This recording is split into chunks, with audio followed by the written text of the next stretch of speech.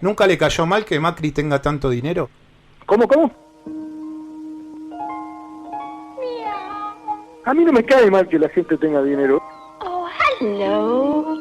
Señores, muy buenos mediodías. Este programa se llama Pasado Valores y se emite por AM 1420 con vos. ¿Quién les habla? Es Marcelo Aymar. Marcello, where are you? No, la verdad no entiendo muy bien todo lo que decís. Yo lo que te digo es esto, hablando en concreto.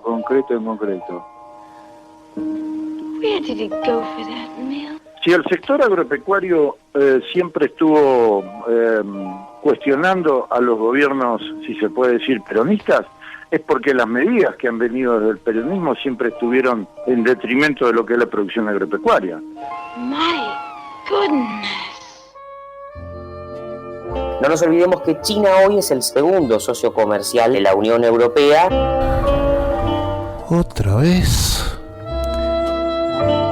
Este año hay parlamentarias.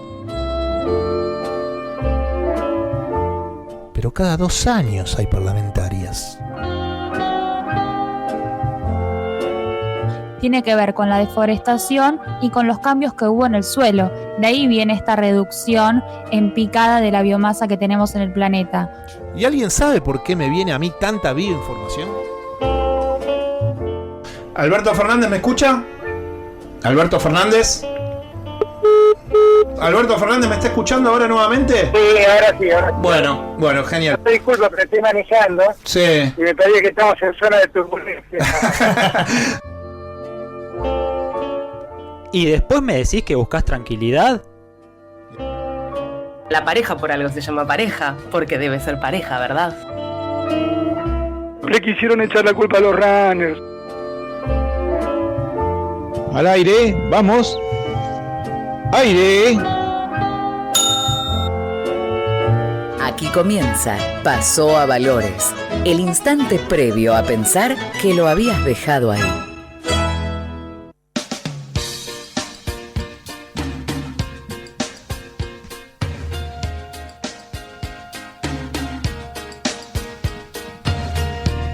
Hola, ¿qué tal? Seguramente están... ¿Y qué comieron, no? Porque el estómago pide algún remedio, algo de un socorro de último momento. Sí. Porque uno dice, estoy relajado, 25, mi cuerpo viene bien, pero también el cuerpo en algún momento dice, ¿te has olvidado de mí? Las sobras, comemos las sobras, no comemos las sobras, ¿qué hacemos con Y lo que estamos de sobró? acuerdo que la comida es más rica al día siguiente, ¿no? Sí. Pasan esas cosas en las Navidades. Señores, muy buenos mediodías. Este programa se llama Pasado a Valores y se emite por AM 1420 con vos. Y sábado del 25, en donde ya lo culinario lo dejamos de lado. Exacto. Pero hay alguna anécdota interesante para contar, que tiene que ver con el pochoclo. Hay de todo. El pochoclo y vos. Vos viste que antiguamente... ¿Qué tal, Cata? ¿Bien? Todo bien. ¿Cómo andas, Marcelo? ¿Bien? Perfecto. Estamos con Agustina Pérez Huerta también. Hola. Y con Martín Choboscaro, que nos acompaña. Muy contento de llegar vivo al 25. Sí. Ya Gallardo ganó 4 partidos. ¿En este tiempo? Ya, sí. Bueno, y está a punto de acceder a una nueva final. Qué grande. Es así. Decía el pochoclo. El pochoclo, y me remito a una historia lejana de hace algunas décadas atrás. En las familias en donde en las Navidades se junta mucha gente, cosa que en los últimos años a mí no me sucede. Pero antiguamente había como mucha fiesta, familia numerosa. No sé si a ustedes les pasa eso. Sí. El día que siguen manteniendo familia No, numerosa. me sigue pasando. Bueno, en caso personal se cayeron un par de soldados entre los 90 y los 2000. Pero en una Navidad de mucha gente, había que en la familia ponerse de acuerdo. Bueno, quién lleva esto, quién trae el otro. El qué vamos a conflicto comer. máximo. Claro, quién hace la ensalada. Nunca falta que se mezclan 2 ensaladas rusas. Siempre. Sí, obvio. Siempre. El vitel toné de la hermana, que siempre Sí. está ahí diciendo, che, soy tu hermana que está el vitel. Claro. Y que trae algo malísimo para comer y te come lo tuyo. Entonces, ¿qué sucedía? Sí. Alguien dijo, algunas Navidades atrás, en la familia donde yo pertenezco, no se preocupen que yo traigo una sorpresa para las Navidades. Epa. Surprise. Muy bien. Entonces dijeron, bueno, trae un Se puso cordero, la 10. trae un corderito, un lechón, una pata sí. chancho. O sea, trae Pernil, sí, opulencia. Claro. No, ¿qué hizo esta persona? No vamos a denunciarlo. No. Un tío. Ahí está, lejano, Un tío. lejano. Estamos tío hablando lejano. de mesa de 20 personas. Claro. Llegó y todos a la expectativa, porque era el tío como el tío chamullero, el que traía alegría, tiraba un par de chocolates. A cantar Palito Ortega. Claro, el Papa Francisco el Joven, tiraba un par de chocolatines y seguía hablando de Jesucristo. Bueno, eso. Sí. Bueno, en definitiva, ¿qué hace? Cuando él arriba al lugar de las Navidades, todos los niños, incluido yo, fuimos a acudir a su saludo. A su llegada, claro. Y, hola, ¿qué tal, tío? Niños, Tío. en derredor. ¿Qué nos trajiste? No sé qué. Bueno, vayan al auto, dice. Al auto de él. Muy bien. Salimos corriendo, casa de mi abuela, tenía un pasillo largo. La puerta estaba abierta. Sí. Nos dirigimos al auto, el auto abierto. Y en el baúl había como 2 especies de recipientes de esas ollas para el puchero enormes. Sí, altas. Repletas de pochoclos. No. Repletas. Qué Entonces, bien. imagínate cómo estábamos nosotros. Tenemos pochoclo. ¿qué? ¿Dulce o salado? Ahí va a ser la misma pregunta. No me acuerdo, no tengo tanto el detalle. Pero ponele, no sé, a vos que me te gusta cambiaba más. un montón y dulce. Bueno, entonces ponemos dulce. Dale. Yo iría por el dulce también. Pero no me acuerdo qué era. Pero bueno, en su casa cada uno que diga, bueno, salado, Yo quiero dulce y esto, eso. sí. Entonces llegamos al recipiente con las manos así, no había COVID en ese momento, ahí una cuestión de nos escupíamos, bueno, qué bueno el pochoclo, el tío, no sé qué, y él triunfal. El mejor regalo. Volvió con las dos, agarrando las dos manijas, ollas. las 2 ollas, y todos haciendo como una entrada a la casa Triunfal. de mi abuela, como diciendo, miren, tengo... El mejor tío del mundo para empezar. venía con la cámpora atrás. Claro. Venía con todas las tribus. Tachín. Y las ollas y no sé qué. Claro, el tema fue que cuando lo vieron los grandes, acá había que poner pollo, había que poner carne, había que poner bebidas. Con el pochoclo no comemos, todo bien, pero... No, bueno, pero el pochoclo llena mucho la panza. Sí. No, pero no es alimento, Agus, no es No alimento. es alimento, pero llena la panza. Pero o sea, había que llenar el bolsillo. ¿No? O sea, no era llenar la carga. Él dijo, sí, con el pochoclo me compro a toda la platea juvenil, la pebeteada. Pero hay ¿pero que poner qué año grandes. era? Pues estamos hablando del año cercanos a los 2000. Bueno, no. Digo, Está de parte del tío, quiere salvarlo. época complicada económica, digo, nomás. Quiere tratar de salvarlo, pero bueno, evidentemente, si vos te juntás para unas navidades en donde hay una familia numerosa y nos ponemos de acuerdo, yo traigo 3 pollos, yo traigo, no sé, carne y No podés yo traer traigo solo. la bebida, Claro. no podés apersonarte con 2 ollas de pochoclo y la alegría de los niños. O sea, No da, como no. que hay un momento que sí, uno Exacto. mayor que pasó por la carnicería, que compró el lechón, que hizo el pedido, decís, bueno, ¿por qué? Le llevó tiempo aparte. ¿Por qué tanta demagogia? Claro, la aparte? mano de obra, eso es verdad. Y además entretenés a los niños y las niñas ocupados. Me acuerdo de esas navidades. O sea que el tío después no puso más nada, eran solo los pochoclos. El tío lo único que se llevó fue epítetos tremendos de diferentes costados de mi familia diciendo, pero flaco, escuchame una cosa. Yo me enteré después con los años, pero escuchame una cosa, porque cuchicheaban entre mi mamá y mi papá. Sí. Decían, pero vos te parece lo que hizo el tío, no sé qué. Sigo en el anonimato. O sea, Yo no lo quiero. Pero Sí. ¿a vos te parece, Norberto? Claro. Y él se enfundó bajo el pochoclo. Claro, pero el pochoclo en definitiva no tenía nada que ver económicamente con lo que había puesto el resto de la familia para las fiestas navideñas. Después tenés también las otras fiestas navideñas ya más en soledad. No sé si tuvieron la oportunidad de pasar fiestas, porque hay mucha gente que tal vez en estos momentos pasa fiestas con poca gente, han quedado pocos en la familia. Tal vez tenés que ir a ver a tu madre, está tu mamá y tu papá. O muchas personas que la pasaron aisladas. Bueno, el año pasado, claro, es verdad. Sí. Es verdad. Luis Landesina cuenta anécdotas de... ¿Qué dice? Landesina cuenta anécdotas de La Navidad. figura que trajo. Y habla... Yo me sorprendo cada día, Andrés. Porque quería contarles eso. Yo recuerdo Navidades... ¿Vos tenías el cassette de Luis Landesina? Sí, teníamos el ¿Tenías CD. el cassette? Teníamos el cassette y el CD. El CD, sí, O sea que sí. existieron Sí, en lo más mismo. grande No, te lo juro. Lo escuchábamos Sí, en el ya sé, auto. yo te estoy creyendo. Para fin de año, cuando viajábamos con la familia por Argentina... No se dormían. Escuchábamos a Luis Landesina, y escuchábamos las anécdotas de Navidad. Sí. Y él hablaba de esto de Tuvieron suerte en la ruta. La familia terminaba. Las familias terminaban mezclando las ensaladas rusas, porque decía, ¿vos hiciste la ensalada rusa? Ah, yo también la hice. Bueno, y terminaban mezclando 2 ensaladas rusas. Y a mí me pasó, y esto lo quiero contar, me pasó que mi abuela se olvidó la ensalada de papa y huevo, porque nosotros comíamos ensalada de papa y huevo para Navidad en la heladera. Yo amo la ensalada de papa y huevo, como la hace la abuela, y Te rompí el corazón. quedó, te lo juro, estuve toda la noche pensando en por qué no hicieron ensalada de papa y huevo. Cuando terminamos de cenar, lo dije, me salió. Dije, che, abuela, qué raro vos no hiciste la ensalada de todos los años? ¿Y qué te dijo? La ensalada está en la heladera. Ah, pero igual hay un tema con la ensalada rusa, que creo yo que es pertinente poder aclarar. Sí. Igual es que Guarda con lo que vas a decir porque yo soy fundamentalista de la ensalada rusa. Yo te digo, el que comió ayer anoche a mano poder y ahora está escuchando esto y dice, bueno, basta. flaco, no podría haber hablado de otra cosa, ¿por qué no me habla de la bolsa de comercio, no sé, el valor del cereal el Rosario?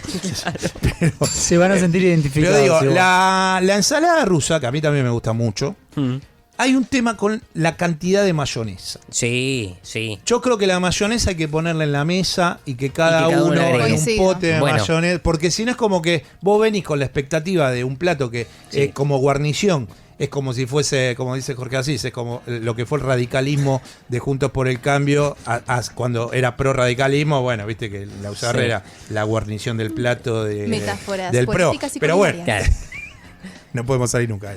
Pero. Y termina siendo. Vos venís con mucha expectativa y te encontrás con una ensalada rusa que está buenísima, está muy bien la papa, está muy bien la arveja, está muy bien cortadita la zanahoria, prolijo, lindo, pero un montón de mayonesa que a vos te excede. No, tal cual, tal cual. La abuela, por ejemplo, condimenta muy bien la ensalada rusa. Entonces, justo. No hay otra persona que la condimente como ella. Para ustedes, ¿ensalada rusa va con o sin remolacha? Y acá se divide el país. No. Sin remolacha. Sin remolacha. No, chicos, yo soy fanática de ponerle remolacha. Por eso lo preguntaste, porque ya sabías que todos te íbamos a decir que no. Claro. Es muy dulce la remolacha, aparte. O sea, a mí me suena pero siempre. Termina tiñendo la papa, aparte. Y otras cosas te tiñe también. El huevo, todo. No, te tiñe al día siguiente, también te tiñe otras cosas. Bueno, la claro, sí. Bueno. Claro, sigue tiñendo. Sí. O sea, es como que llegué acá, soy remolacha, vengo a teñir. Y bueno, teniendo por la vida. Un consejo que aplica a mi familia, no sé si funciona o no para el resto, pero bueno, que cada uno busque sus formas. Es que cada uno, o sea, cada grupo familiar, vamos a llamarlo así, aporte su plato. Entonces mi familia, cada grupo familiar aporta su plato. ¿No se y acaba la canasta, discusión. Eso es lo que se llama la canasta. Sí, cada familia pone, se le llama la canasta. Pone lo que cada uno sabe, claro. Entonces, por ejemplo, mi mamá los arrollados, el tío que se tape Agustina, el lechón. Entonces, como que. ¿Uno de pochoclo no tenés? No tenemos lechón, por suerte. Pochoclo. Sí. Entonces, como que cada uno es lo que sabe hacer. Y no estás pidiendo de este hace este hace el otro. Cada uno aporta lo suyo, su especialidad. Ponele vos, Marcelo, decís, ¿y mi especialidad? No, algo tenés que saber. Yo, bueno, converso. Algo tenés que saber hacer y lo llevas. Pido y el helado. que quiere lo come. Bueno, llevas el helado. Y el que quiere lo come y el que no quiere no lo come. Yo llevo el helado, ya está. Que culinariamente está bien. Quiero demasiado al prójimo. Tampoco voy a hacerlo lastimar tanto. En una fiesta que tiene que ver con unir, con tener misericordia. Terminemos bien el año, claro. O sea, traigo helado. Y terminás listo. peleando por quién trajo la Coca-Cola marca, ¿no? Más conocida y la marca de una provincia de Buenos Aires, de acá de Sí. Y aparte, si vos tenés la oportunidad de en ese momento agasajar con alguien, tenés que ser también en la compra de helado, que yo me fijo mucho en eso. Sí. Tenés que ser lo más amplio posible. de en gusto, gustos. sí. Claro, no tenés que pensar ¿Quién en pide menta granizada? Yo. No. Sí, siempre. Pero digo, Me yo voy, no chicos, me voy, besito. No, quédate. Yo no voy a pedir helado para una situación donde van a comer varios y voy a pensar nada más que en los que pediría yo. No sé, es una complicado igual, frutilla al agua. Es complicado. Frutilla al agua te Hay que ser meto. democrático. Bueno, está bien. Inclusive en el pedido del helado. No te lo como nunca yo, frutilla al agua. Ananá. Un americano no. Pero lo llevo, no, crema del cielo. Todo eso. No. Para mí es chocolate, dulce de leche, tramontana. ¿Y qué más pondrían? Son los genéricos, frutilla. Dulce de leche. Y un limón, Claro. tenés que poner algo más frutal. Sí. Me cuesta, pero hay mucha tenés gente que lo banca el limón. Claro, Sí. Algunos le ponen fotos de familiares en vez de limón. Es una promo, ¿entendés? Te vienen todos los helados y te vienen un par de fotos de familiares. Que hace mucho que no ves. Esto es el limón. Sí. Bueno, usted pidió limón, aquí está. Aquí hay algo agrio. Aquí está la foto. Otra situación que quiero plantear muy rapidito. Qué momento complicado, y quizás por mi rol de productor a veces lo siento, el decir, vamos a apurar con el brindis, que lleguen a las 12. Sí. Sí, están los fundamentalistas de las 12. Y yo soy de esos que como que hay que, dale, Sí, vamos que hay que poner el canal rápido, ver la hora, esa parte es de conflicto. Es medio cabulero también entonces. Claro. Sí, puede ser también. Es verdad, no me lo puse a pensar. Explotó la Navidad. Pero titula. claro, es que están todos como perdidos por ahí. Es como. Ya es Navidad Llega a las 12, vamos. Kenia. Sí, y tiene que ser en tal radio o en tal canal. Tal cual. Y todos los años es igual. Tal canal, tal radio. En tal sí. radio. Tampoco cada uno mantenga los lugares, no, esa locura no, pero digo, sí, mantener eso y que esté todo listo, porque es complicado después cortar el turroncito, el coso, tiene que estar todo preparado, entonces capaz 11:30, ya están todos armando. Sí.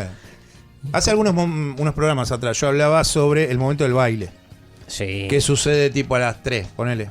Un toque antes, 2:30. Que siempre hay alguien que se levanta y tiene como ese espíritu de esto no me alcanza todavía. No. Sí. Y tiene todo el marketing en su cuerpo de es Navidad. Sí. Entonces como que quiere avasallar, ir más allá con ese sentimiento y dice esto no, ve la mesa, ve ya restos de pan dulce que quedaron ahí. El corcho de alguna botella. Que se suicidaron del envase. O sea, como que manojo de fruta brillantada. Nueces abiertas. Sí, alguien que viene y te juguetea con. ¿Qué es lo que tiene el pan dulce? Las negritas, ¿cómo se llama? No me acuerdo. Pasa de uva. La pasa de uva te juguetea con la pasa de uva. Qué Bueno, ya horror. es un momento decadente de la Navidad que se reitera año a año y los seres humanos solemos hacerlos en territorios como la República Argentina una y otra vez. Entonces, a las 2:30, 3 de la mañana dice, bueno, listo, lo guaguancó.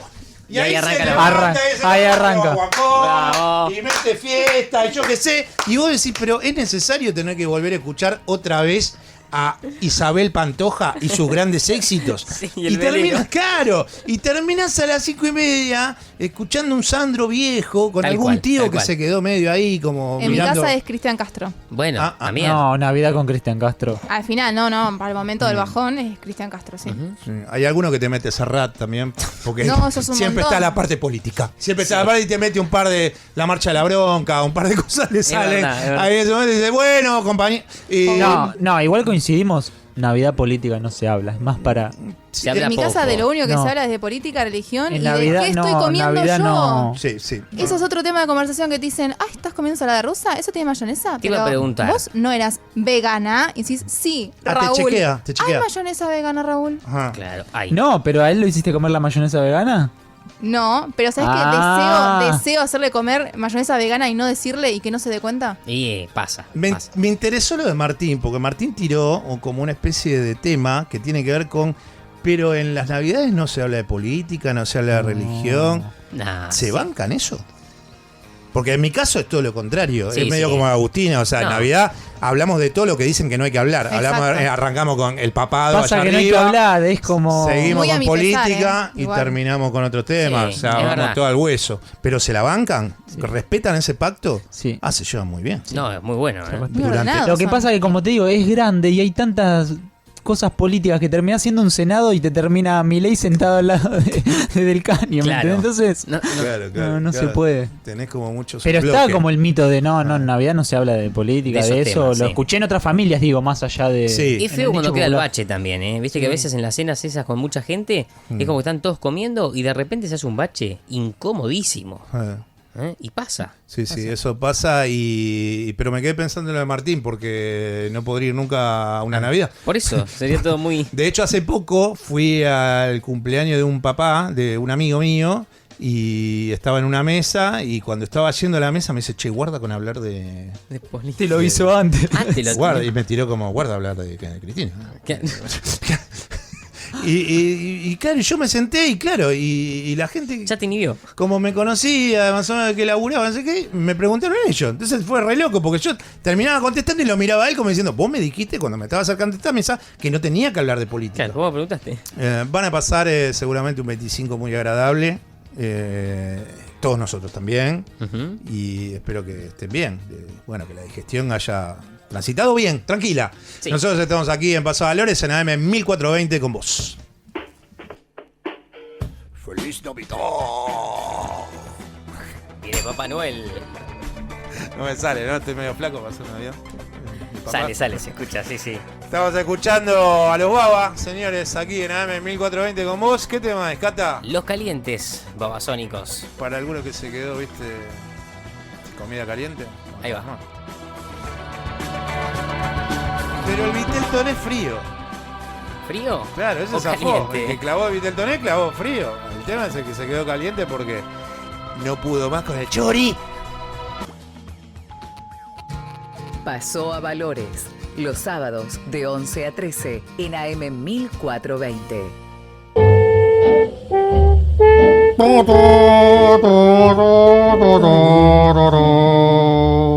Ustedes saben, argentinos, argentinas, argentines, que hemos pasado y estamos atravesando momentos festivos. Una Navidad, un Año Nuevo loco.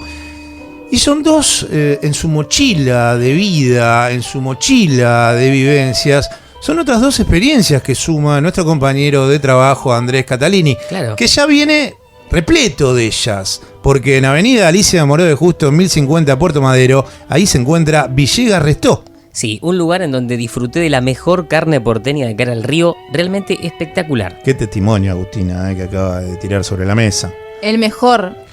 Además Más está o abierto menos. todos los días. Vos viste que vas todos los días a Villegas Restó y ahí hay alguien que te abre la puerta. Sí, está bueno porque puedes reservar previamente por teléfono al 4343-0108 o si no por WhatsApp, que es más fácil. Bien, por WhatsApp, Agustina, ¿a dónde llama la gente? Es al 1549352375.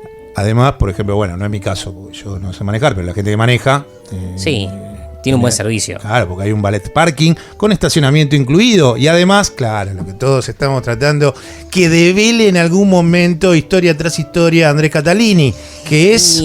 Sí, porque a veces pasa que uno no tiene ganas de salir. La fiaquita. Entonces disfruto de mi experiencia Villegas en casa. Bien, la experiencia Villegas en casa que, Agustina, ¿a dónde averiguan las personas para ir a Villegas Restó? En www.villegasrestó.com.ar y si no, también podés pedirlo por Rappi o por pedido ya. Porque Villegas Restó Es culto por la carne argentina. Y esto queda en Avenida Alicia Moró de Justo, 1050, Puerto Madero. Sábado en la radio. Pasó a Valores, AM 1420. Ayer a la tarde decidí llamarlo por teléfono porque tiene que ver un poco con lo que nosotros comenzamos el programa de hoy, escuchando ese corte de audio de Iñaki Gabilondo, en donde hablábamos sobre la pandemia de la ansiedad, y dije, bueno, voy a tratar de ver si puedo compartir esto con alguien que tiene mucha más experiencia que yo y que además siempre lo pongo en bretes y en problemas porque es una persona que yo considero que es muy inteligente y muy capaz, pero a veces le llevo problemas, ¿no?, con estas inquietudes. Está en línea Horacio González, quien es doctor en Ciencias Sociales, docente, además investigador, y bueno, trabajó durante muchísimos años durante los gobiernos de Cristina Fernández al frente de la dirección de la Biblioteca Nacional. ¿Qué tal, Horacio? Buen día. Marcelo Aymar te saluda. ¿Cómo estás? ¿Qué tal? ¿Cómo estás, Marcelo? Bien. Bueno, voy a tratar de mostrar las cartas y quiero hacerte escuchar este audio de Iñaki Gabilondo y a partir de ahí ver qué podemos reflexionar sobre una pandemia que no solamente es sanitaria, sino que también afecta las ansiedades de las personas. Así que si querés escucharlo, Horacio, y sobre eso después comenzamos a charlar. Bueno, adelante. Por algo que ya puede considerarse cierto, que es esta pandemia de la ansiedad.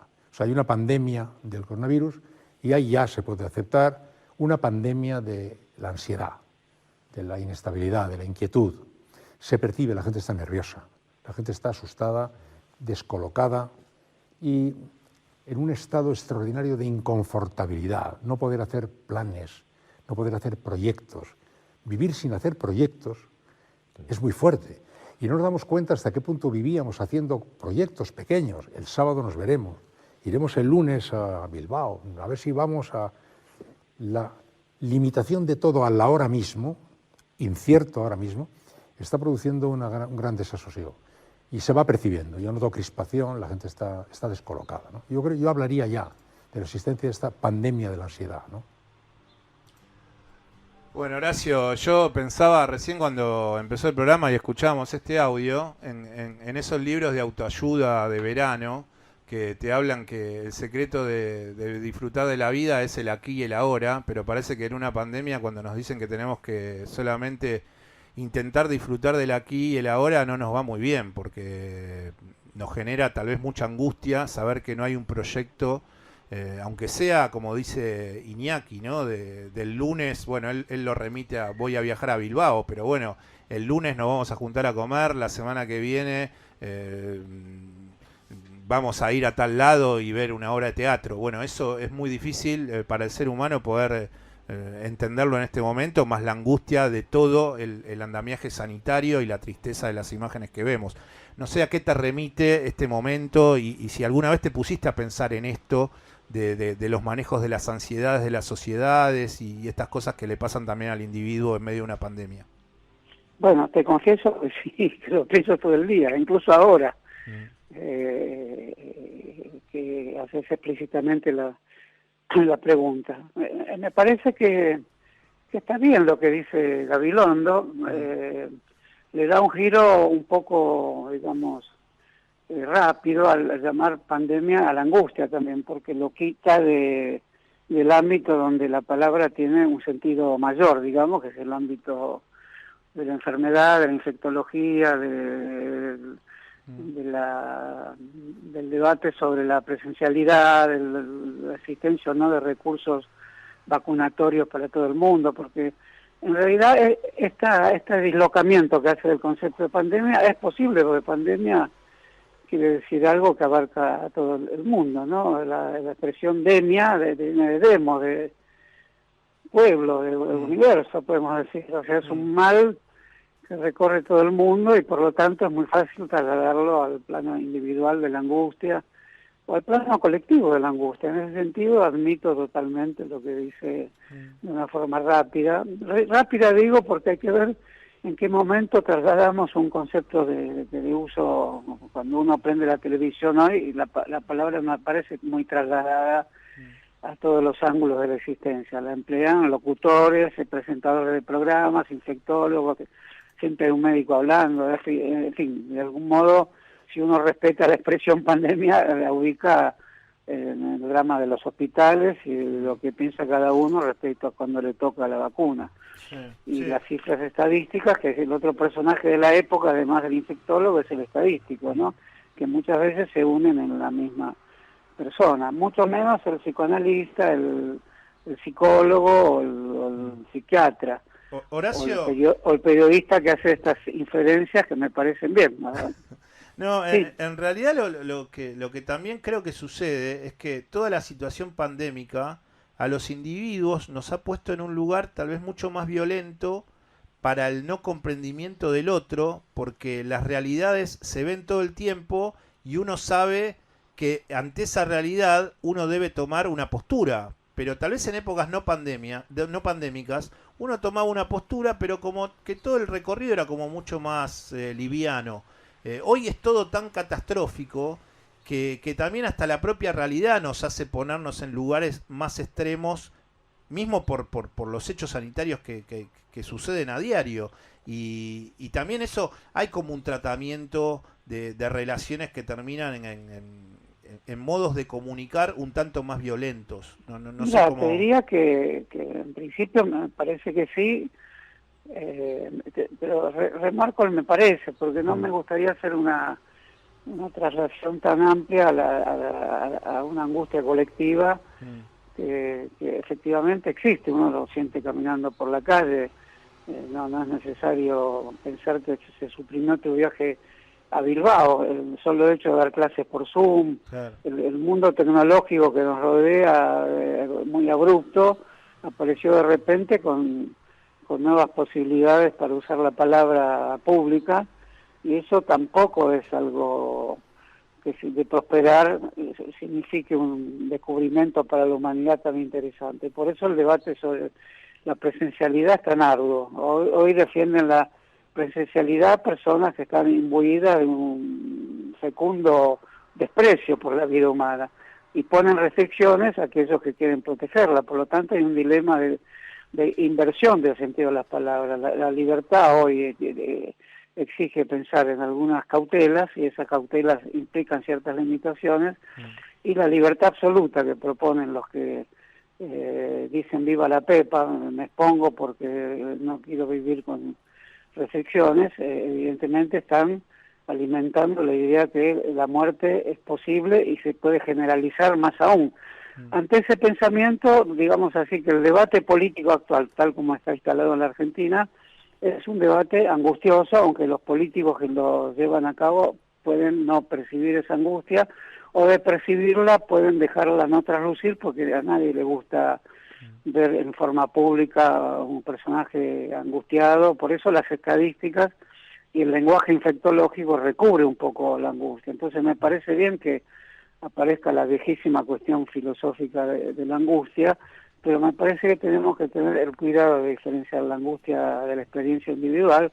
Cada uno efectivamente ve trastocado o interrumpido un sistema de proyectos, digamos. Al mismo tiempo hay un cierto consuelo para eso que nunca deja de existir. Es un consuelo más viejo que la existencia misma del hombre, el consuelo de la esperanza, digamos. Eso no lo podemos dejar de lado, porque si no estaríamos ante una catástrofe final.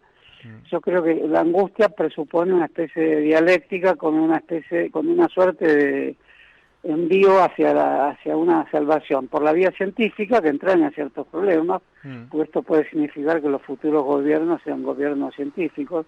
El que hace la vacuna o el que la distribuye está en una posición de superioridad sobre la población en general, con el intermediario político, que es el que las trae y aplaude cuando aterriza el avión con las vacunas, o un tipo de esperanza vinculado a la angustia, como siempre fue, que nos invite a pensar si una vez acabado esto, los implementos tecnológicos que estamos usando para el uso de la palabra, como ya te dije, el Zoom y otros tantos, pueden reanudar la vida del encuentro.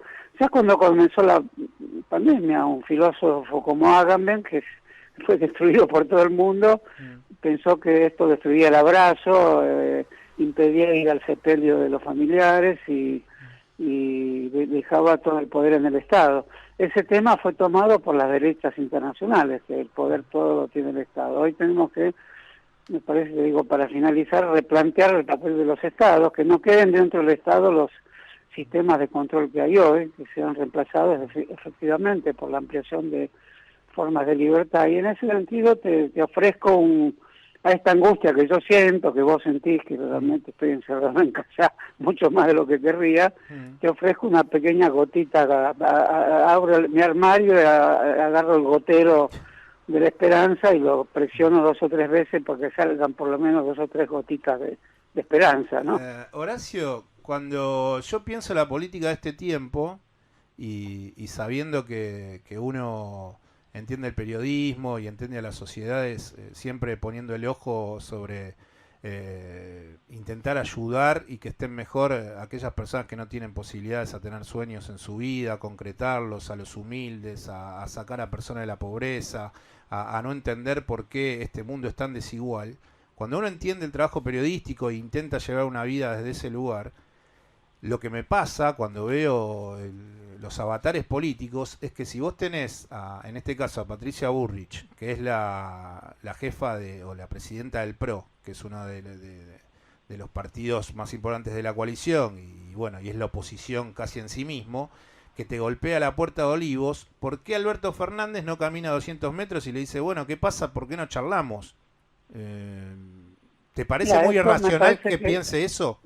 Mira, eso no es posible por los dos caracteres tan diversos y además creo que sería una concesión gratuita al tipo de comportamiento de la Bullrich. Ella es una aventurera en el sentido más amplio y profundo del término. Una aventurera no mide consecuencias y a veces el papel del aventurero puede ser festejado. En la historia mundial hubo grandes aventureros que no solo en las historias que leímos cuando éramos chicos, sino hoy mismo el aventurero se presta a una opción que puede ser de cualquier tipo. La opción a la que se prestó Bullrich como aventurera, esto viene de los años 70 en Bullrich, ese aventurerismo es un aventurerismo de derecha, digamos así. Hay otros aventurerismos más interesantes, el de Loren de Arabia, te digo, para poner un caso de la historia del siglo XX, donde hay una idea de la existencia libre y compleja. En Patricia Bullrich hay simplemente un aventurerismo. Si lo comparas con Alberto Fernández, evidentemente es una persona que muchas veces se lo ve como tibio, o sea, la expresión circula mucho alrededor de él, como alguien responsable, como alguien que ofrece un discurso tenue, que no llega al dramatismo final que tienen las cosas. Bueno, mi idea es parecida a esa, aunque por supuesto lo apoyo porque no veo otra cosa hoy, y por esa misma razón no veo la utilidad de que una persona de esa índole, a la que respete, me parece que si toma decisiones las toma con entera responsabilidad, se entreviste con una aventurera. No resultaría eso. Ahora, podría ser interesante literariamente, pero no resultaría. Sí, Resulta tal vez es hasta una imagen un poco naif, ¿no? Pero bueno, yo entiendo eso. No, pero digo, entiendo por qué lo dijiste, porque digo, la verdad que son preguntas provocativas interesantes. Digo, no, ahora, ¿considerás que el presidente Alberto Fernández en este devenir toma conciencia que no se puede gobernar si no se contempla la mirada del otro, por más que la mirada del otro esté alejada de los convencionalismos que uno considera que hacen que una sociedad crezca y sea más igualitaria? Mira, que hago así es para pensar, ¿no? Para ganar tiempo. porque evidentemente la Argentina durante los últimos años, al no poder comprender el lado opuesto, nos ha llevado a 42% de pobreza y a todas las infinitas endebleces. No es por la mirada aparentemente restringida que tiene Fernández. Esos son son procesos de mucho tiempo, pero que terminó generando una sociedad que está muy aferrada a mantener sus propias divisiones y a no poder comprender que tal vez hay que bajar y saber que en una sociedad, en definitiva, tenemos que gobernar comprendiendo la mirada del otro, por más que consideremos que la mirada del otro es equivocada en los conceptos que uno considera que debe tener una sociedad a nivel crecimiento. Eso, la verdad que el planteo que me haces te diría es así. Comprender la mirada del otro es también saber en qué momento provocás vos una modulación que permite un diálogo. Si mirás al otro y lo percibís de un modo tan hostil, como hiciste la comparación entre el diálogo Patricia Bullrich y Alberto Fernández, te diría, esto no es posible hoy bajo condiciones de comprensión profunda de lo que pasa, porque hay una hostilidad permanente, en el caso de Patricia Bullrich, que tampoco la responsabilizaría a ella. Para corregir un poco lo que digo y responder a tu pregunta, revisaría las condiciones en que se dio la política argentina en las últimas décadas y el modo en que operó una derecha comunicacional, financiera, bancaria,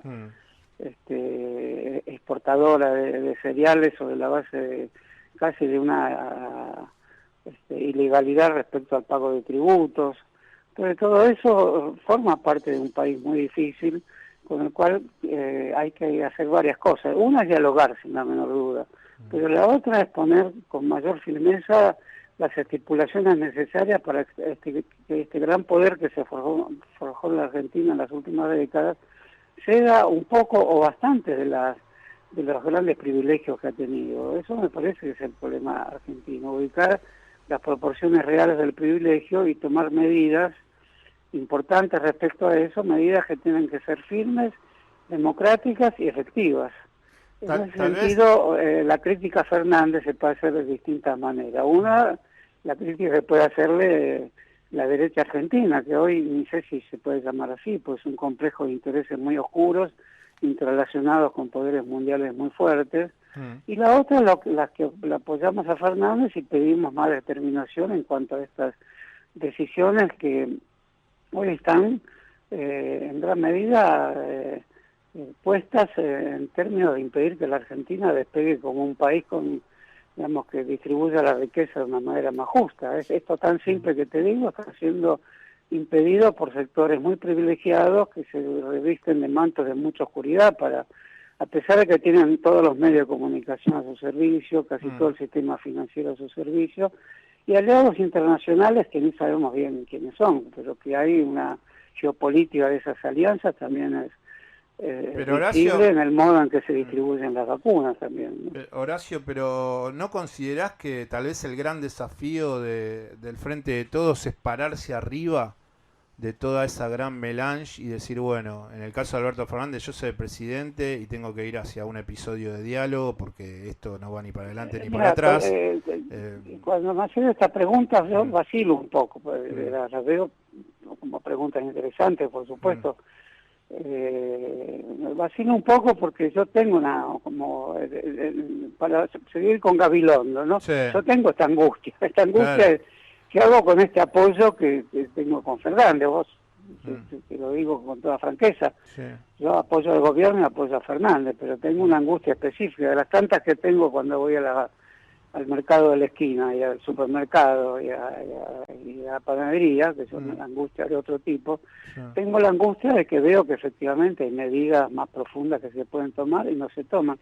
Entre otras, la que vos mencionás como la comprensión del otro. Eso también creo que Fernández lo hizo de una manera débil y hasta cierto punto inocente, porque si ese otro era Larreta, hoy vemos que las proposiciones que tiene Larreta respecto al cuidado que hay que tener en la ciudad respecto a las escuelas no están siendo cumplidas acabadamente. Hay un juego muy riesgoso ante el abismo respecto a la presencialidad en las escuelas, aunque reconozco que eso es un debate infinito, porque yo soy partidario de toda presencialidad, soy partidario de volver a la presencia.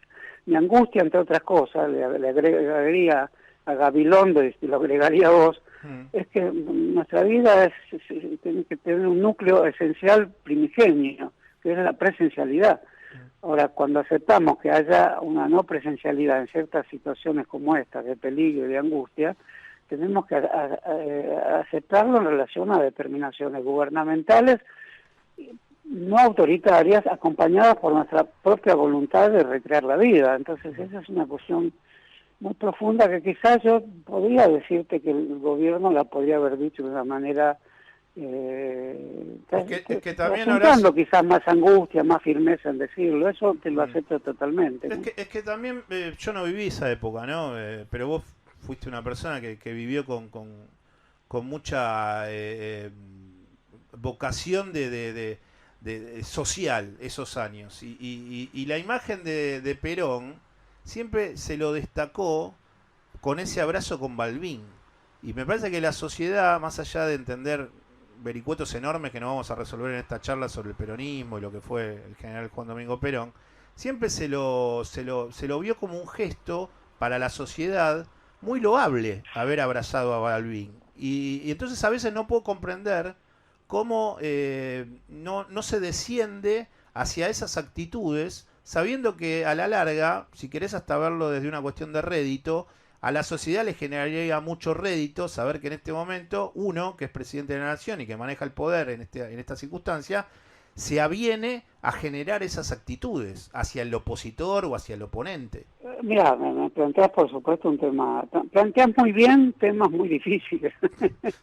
Porque ya te lo dije ayer, Horacio, para hablar de cosas simples no te iba a llamar. No, me va a ser difícil en este sentido también, porque lo planteas con toda amabilidad y yo te tendría que decir amablemente que no estoy de acuerdo con vos, aún siendo un planteo que admito como absolutamente viable y un tema de discusión muy profunda. Yo te preguntaría, ¿con quién se tendría que abrazar hoy de modo que ese abrazo sea productivo, enfático, que proponga una aureola de tranquilidad a las personas a las que vos te referís? Yo, por supuesto, ¿quién negaría eso? Pero ¿cuál sería el sujeto de ese abrazo? Y ese es un dilema que excava muy profundo en nuestra conciencia. A mí me gustaría que haya un abrazo de esa índole, pero me da la impresión que los huecos están no en vano los inventores de la grieta, porque la grieta es un concepto que se ha inventado por la tradición más conservadora de la Argentina y de los medios de comunicación más dedicados a inventar conceptos que no son adecuados, porque la grieta quiere decir el mal, y el mal quiere decir que lo está produciendo una corriente de ideas en la Argentina, con todos los defectos que tiene, pero que intenta algunas transformaciones posibles. Bueno, no voy a emplear la palabra grieta, voy a emplear la palabra hondonada. Hay una hondonada muy grande en la Argentina. Tiene que haber una especie de infectólogo de hondonadas que arregle esto con una costura muy fina y no le pidas al presidente que busque abrazarse rápidamente con personas que lo atacan de una manera muy arbitraria. Yo creo en esos abrazos, pero antes hay que despejar el campo de la discusión política, de la argumentación política, de todo lo que hoy la impide, a ese abrazo, a esa conciliación, digamos. O tal vez no ir a buscarlo. Que sea el gobierno en que la impida, ¿no? O tal vez ir a buscarlo, y yo algunas veces en este programa dije, bueno, aunque sea intentar ir hacia la búsqueda, y si el otro no quiere, bueno, dejarlo expuesto. Y la sociedad va a saber que quedó expuesto y no quiere. Mira, te diría que todo lo que vive el gobierno hasta ahora es lo que ha pasado. La atención de Fernández hacia todos los medios de comunicación que le son adversos. Por supuesto vos dijiste Patricia Bullrich, ahí reconozcamos que eso es difícil, pero con todos los demás personajes de la oposición me parece que ha tenido una disposición con las reuniones con Larreta. Me parece que si eso se acabó, no podríamos decir con toda franqueza, iluminados por la razón, digamos, que eso haya sido responsabilidad de Fernández. Fernández está en un dilema difícil, obviamente. Digamos, está la perspectiva que vos señalás de su insuficiencia presunta respecto a que no convoca a sus adversarios más radicales, más drásticos, digamos, y otros que acompañan su gobierno también lo critican de tibieza, de que no avanza como es debido. Por ejemplo, hoy está recibiendo muchas críticas sobre la cuestión de la llamada hidrovía, y son críticas a las que yo me sumo, porque efectivamente el Paraná no puede ser tan maltratado como lo está maltratando el gobierno. Para eso hay muchas explicaciones, pero que no convencen, porque ahí sí hay que tomar una decisión más enfática. Bueno, ¿con quién se tiene que abrazar? Y con las grandes cerealeras que exportan en gran medida sin pagar tributos. La idea del abrazo que tenés vos, yo la acompaño, digamos, tenés una idea generosa del abrazo. Y yo no es que no sea generoso, porque estoy a punto de quedar mal.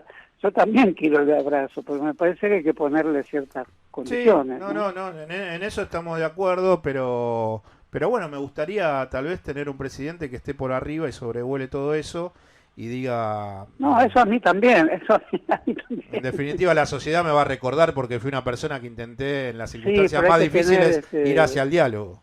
Pero primero tenés que tener el mapa tan oscuro de esta sociedad. Lo que tenemos que decir ante lo que vos formulás aquí con tanta precisión, digamos, es que primero hacer una especie de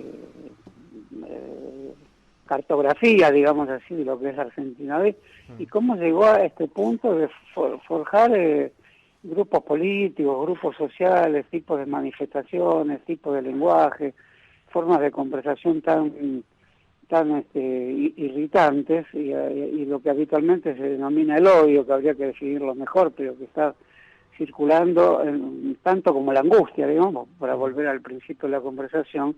Y una vez hecho ese mapa, sí es posible elevarse y crear condiciones de un nuevo diálogo, pero desentrañar, tanto como un infectólogo desentraña las posibilidades, no siempre tan claras, de hasta dónde puede llegar el virus, cuáles son sus cepas, cuáles son sus transformaciones. Habría que transformar este núcleo último que tiene la Argentina, que es el profundo recelo que hay en el país, recelo que tiene que ver con cuestiones de clase, con cuestiones de distribución de la renta, de la riqueza de la Argentina, del propio porvenir de la Argentina. Una vez desentrañado con el lenguaje que corresponda, no el lenguaje que se usa tan bruscamente, tanto en la Cámara de Diputados como en los medios de comunicación, y entonces ahí me parece que la cuestión del abrazo adquiriría otras connotaciones más favorables, como la que vos querés y que yo también quiero, ¿no? Bueno, gracias. Yo por lo pronto sé que hay algo que puedo conseguir, que es mandarte un abrazo. Así que bueno, fin de semana. También. A vos sí te mando un abrazo. Fue muy buena. Creo que hay un pespunte en desacuerdo entre nosotros, pero gracias a que pudimos hablarlo de esta manera, ese pespunte puede perfectamente ser revisto, rehecho y reconstituido como un acuerdo futuro, ¿no? Muchísimas gracias como siempre, Horacio. Te mando un abrazo fuerte. Bueno, gracias a vos. Chau. Buen fin de semana. Quien está hablando con nosotros era Horacio González, quien es doctor en Ciencias Sociales, docente, además fue el director de la Biblioteca Nacional de la República Argentina durante muchos años. Pasó a Valores. La demostración de que estamos mal comprados.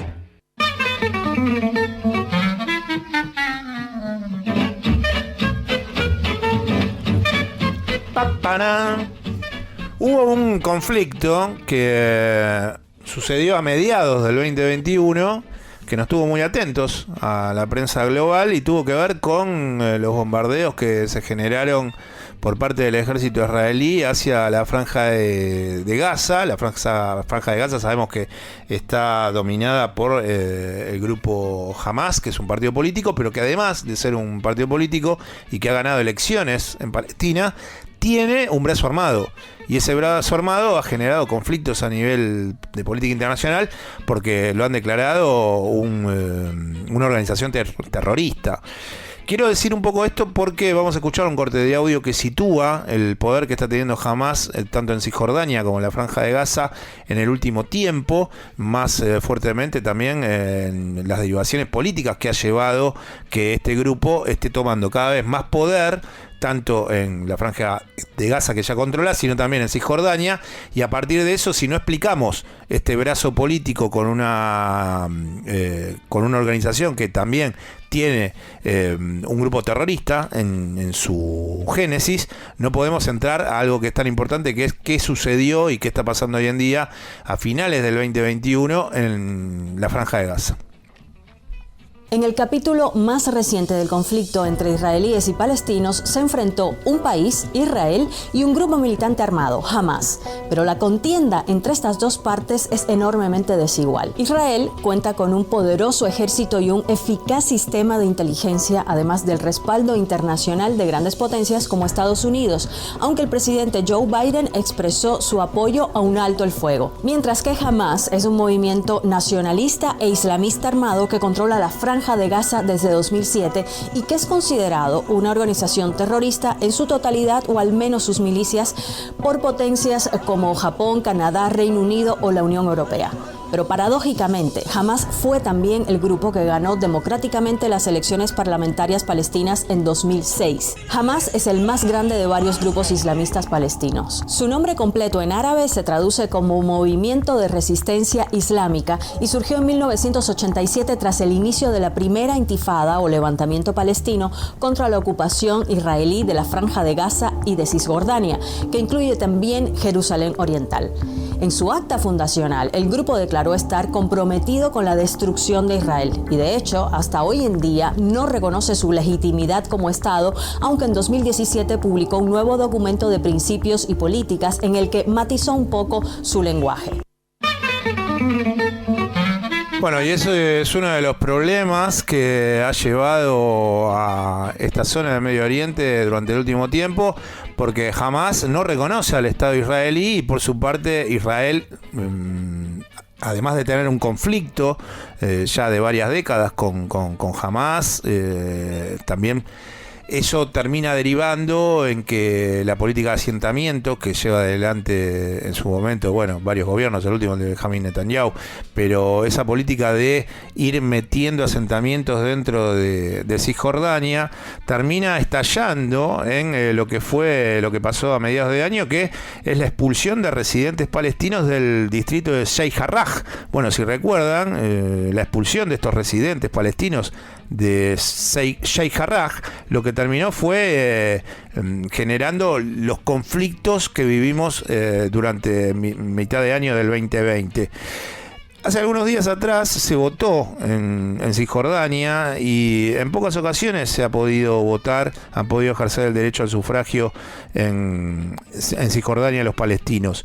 El dato que a mí me gustaría dejar en esta mesa, y bueno, también empezar a comentar, Andrés, sobre qué pasó este año en Medio Oriente y en esta zona en específico, es que desde el nacimiento de la Autoridad Palestina en 1994, muy pocas veces se votó, pero en esta última ocasión, hace algunos días atrás, votaron algo más de 250.000 personas, que esto significa nada más que el 66% del total de los habilitados a votar. Sí.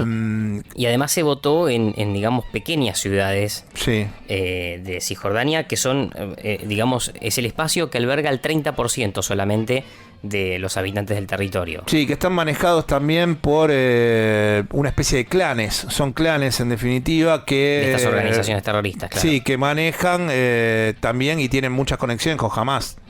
Cosa que al otro partido, al Fatah, no le cae para nada simpático, porque bueno, el Fatah es como el partido que fue el partido histórico de Yasser Arafat, pero que siempre tuvo algún tipo de relacionamiento para generar esas paces o esa paz que tenían en algunos periodos con el gobierno israelí.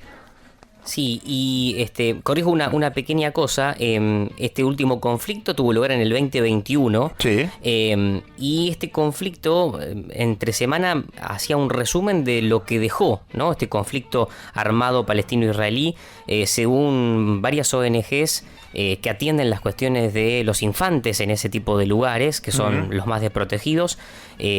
Fallecieron 86 menores de edad. Es la peor cifra en la Franja de Gaza. En la Franja de Gaza es la peor, me corrijo, 86 personas fallecieron en total en el conflicto armado. Solo 62 menores fallecieron en la Franja de Gaza en esta enfrentada de mayo que duró 11 días. Sí, es la peor cifra desde el año 2014. En donde, también falleció una gran cantidad de civiles con, por ejemplo, la operación Margen Protector, entre algunas de las que tuvieron lugar en esa fecha. Sí, vos decías recién que se votó hace algunos días, pero que fueron localidades muy pequeñas, que están dominados por estos clanes, pero que todavía no se votó ni en Ramallah, ni en Hebrón, ni en Nablus, que son las tres ciudades más grandes de Cisjordania. Correcto. Se supone que se va a votar arrancado ya el 2022 en estos lugares, porque acá hay algo que estábamos analizando nosotros hace un rato fuera del aire, que es que el problema que tiene el Fatah y la autoridad palestina y con su sede en Ramallah son la cantidad de años que lleva adelante el ejecutivo de la autoridad palestina, su presidente Mahmoud Abbas. Y ¿desde cuánto hace que está? Desde el 2005. Tiene 86 años actualmente. Lidera esta región. Sí. Ahora el Fatah. Hay la organización Fatah, que hay una cuestión. Leía entre semana algunos números, ¿no?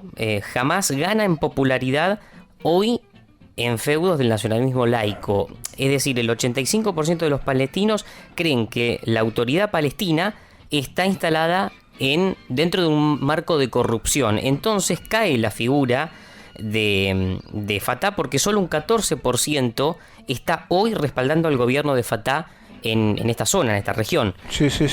Y por otro lado, el 56% de una encuesta que se realizó en esa región, encuestas internacionales, el 56% de las personas que participaron de esta encuesta votaría a Hamas para que gobierne Gaza. Entonces, esto te habla de cómo cae la figura de una persona que ya con 86 años y desde 2005 en el poder, que tiene un desgaste en todo lo que tiene que ver su figura, su administración, muy su política, pero a mí me gusta aclarar desde dónde hay algunos anclajes de este conflicto. Por ejemplo, el ejército israelí ocupó la parte oriental de la Ciudad Santa en el año 1967. Claro. O sea que a partir de ahí comienzan los problemas entre Palestina e Israel, tal vez un poco antes también, pero la termina anexando a la Ciudad Santa, se anexa unilateralmente en el año 1980. Y a partir de ahí esto tiene que ver con que hay muy poca población palestina que va a las urnas, porque hay un control del Ejecutivo israelí y solamente el 33% de los habitantes de Cisjordania tienen la posibilidad de votar. Hay un dato que nosotros ya lo dijimos acá en Paso a Valores. Gaza es uno de los territorios del mundo más densamente poblados del planeta. Viven 5.319 habitantes por kilómetro cuadrado. Sí, pero Cisjordania, que está más adentro de lo que sería Israel, o lo que sería antigua Palestina. Claro. las personas viven diseminadas, es decir, ahí viven de una manera no tan aglomerada, digamos. Sí, hay como una especie de superpoblación en Gaza que es tremenda. Decime un par de datos para cerrar, y yo también tengo acá algunas cosas para decir sobre este conflicto que es interminable. Hay una crisis estructural muy importante después de los bombardeos de mediados de año. La ONU ya denunció que en total se destruyeron más de 90.000 viviendas, o mejor dicho, más de 90.000 personas se quedaron sin vivienda. Fueron en total 16.800 viviendas dañadas, personas que se quedaron directamente o casas que se quedaron inhabitadas, más de 1.800 a ese número que decíamos recién. Entonces esto te habla de una cuestión local muy complicada, porque hay que empezar a reconstruir Gaza, en este caso después de los bombardeos, y las personas no tienen dónde vivir.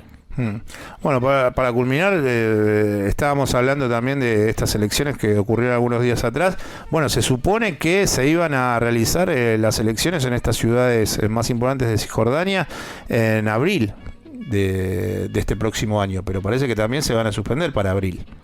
O sea que tampoco está en claro que haya una fecha en donde se vote en Nablus, en Ramallah, en esa fecha de abril. O sea, hay una posposición también, y eso sigue desgastando el ejecutivo de Mahmoud Abbas, que hace todo lo posible para que Hamas no crezca. Ya tienen el control sobre la Franja de Gaza y está tratando de hacer todo lo posible, desdoblando elecciones y tratando de cooptar algunos clanes que tienen que ver con esto que decíamos, que no tengan tanto convencimiento por parte del Hamas, sino más bien que sean todavía le presten el oído a las políticas del Fatah. Bueno, en esa pelea está Cisjordania, además del conflicto que tienen de por sí ya con Israel. Sí, y del conflicto interno, no solamente la cuestión estructural, sí, la cuestión económica, social, todo lo que vos hablás de la destrucción de la franja. Y también política, ¿no? Porque en Palestina, yo te daba algunos datos de lo que opinaba la gente en esos lugares. Sí. En Palestina, más de la mitad de la población tiene menos de 30 años. Y el propio sistema político no es inclusivo, porque la legislación electoral fija en 28 años como mínimo la edad para que uno pueda llegar a ser candidato a algún partido político, por ejemplo. Bueno, estuvimos hablando y haciendo un resumen sobre uno de los conflictos más importantes que hubo a nivel regional y con repercusiones globales en el año 2021, y fue los bombardeos y los ataques que hubieron hacia la Franja de Gaza por parte del ejército israelí, y también desmenuzar el conflicto que tiene político entre el partido más importante hasta hoy, que es el Fatah, que responde a los habitantes de Cisjordania, a la autoridad palestina, a Mahmoud Abbas, y lo que terminó sucediendo a nivel social, económico y una depreciación de la vida en lo que es la Franja de Gaza. Estamos haciendo Paso a Valores en AM 1420 con vos. Pasó a Valores. Perdidos en los extremos del centro.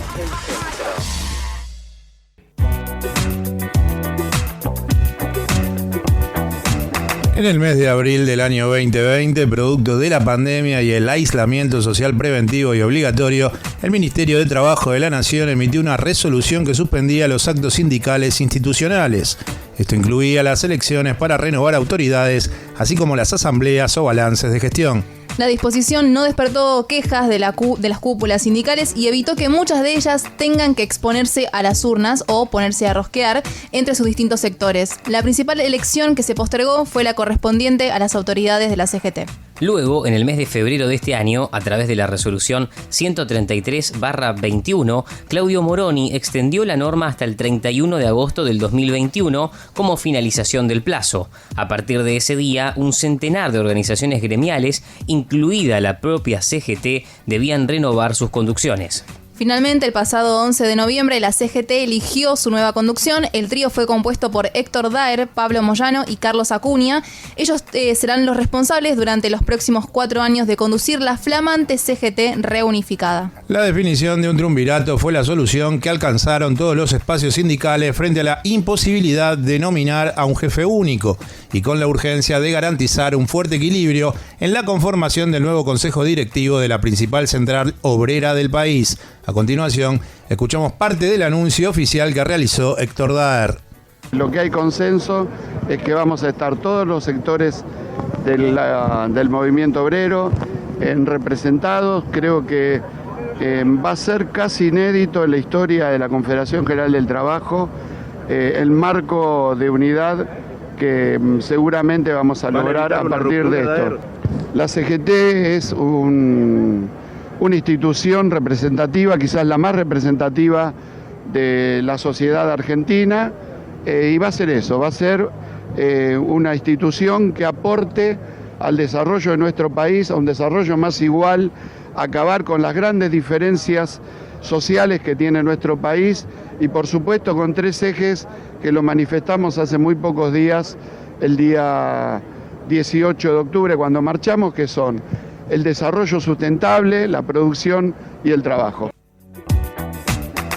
Después de intensas negociaciones, los caciques de la Central Obrera consensuaron una conducción de unidad, la cual privilegió la necesidad de asegurar la representación de los distintos sectores gremiales en la cúpula, incluido el kirchnerismo. Desde ahora la Central Obrera apuesta a fortalecer la entidad como un fuerte polo de poder político con capacidad para balancear fuerzas ante el gobierno de Alberto Fernández, además de frenar la ofensiva por parte de la oposición en su intento de avanzar con algunas iniciativas con tufillo a reforma laboral. Más allá de la definición del nuevo trío de conducción, el armado de la totalidad de los cargos del nuevo Consejo Directivo respeta el mismo espíritu de equilibrio. Así, los independientes de Andrés Rodríguez retuvieron la Secretaría Adjunta, mientras que Gerardo Martínez de la UOCRA se quedó con la Secretaría de Relaciones Internacionales y José Luis Lingeri de Obras Sanitarias con Acción Social. También los denominados gordos mantuvieron sus espacios en el Consejo con representantes en comercio, sanidad y alimentación. A su vez, el jefe de la UOM, Antonio Caló, quien aspiraba a ocupar uno de los sillones del triunvirato, finalmente quedó al frente de la Secretaría del Interior. Por su parte, el moyanismo, además de la nominación de Pablo Moyano, también logró hacerse con otros sillones claves. Los camioneros y sus gremios aliados consiguieron 8 de las 25 secretarías y ubicó 3 hombres propios en las vocalías, entre ellos los casos del referente de SMATA, Mario Manrique, quien estará a cargo de la estratégica Secretaría Gremial de la Central, secundado por Guillermo Moser, y dejando a Sergio Sacia como el titular de la Secretaría de Trabajo, Gestión y Pasión. Vamos. Porque siempre es bueno tener un chori entre los bombos. Por último, el sector sindical más cercano a la figura de la vicepresidenta Cristina Fernández prácticamente fue excluido del nuevo consejo.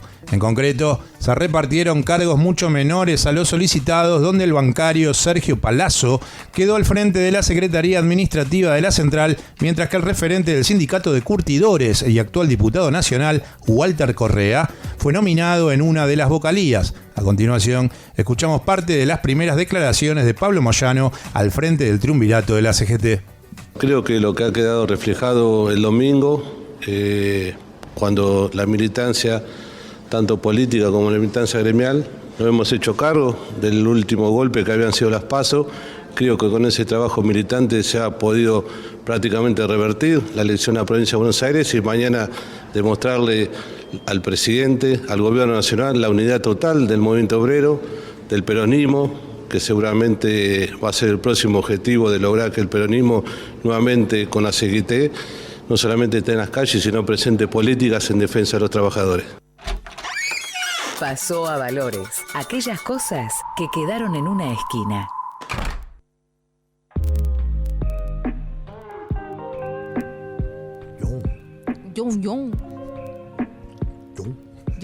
Yo.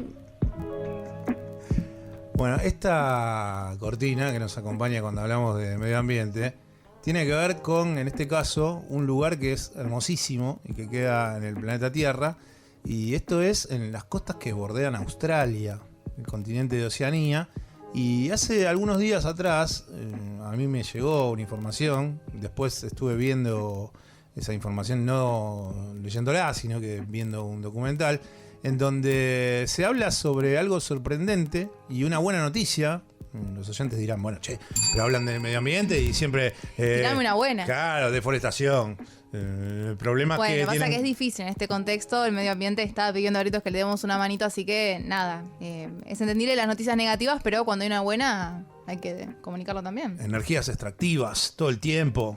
¿qué hacemos con esto, con aquello? La COP, bueno. Y hay una buena noticia que tiene que ver con que pareciese que un momento muy interesante que genera la naturaleza, que es cuando los corales intentan reproducirse. Y se reproducen tirando, no sé cómo se llama, qué es lo que... las partículas que terminan... Sí, para reproducirse. Que terminan emanando y eso después se poliniza y termina como generando una mayor barrera de coral, y es en la Gran Barrera de Coral, que es la más grande que tenemos en el planeta, es en Australia. Los corales casi siempre se ubican en aguas que son muy cálidas, y en base a esto vamos a meternos con el tema, y Agustina Pérez Huerta tiene coral para rato. Es una resurrección que muchos temían que no iban a ver nunca, el despliegue de nueva vida en los grandes arrecifes de coral de Australia. Los científicos detectan una explosión de fertilización de corales. El arrecife produce esperma y óvulos en el océano para reproducirse. El coral normalmente se reproduce de forma asexual.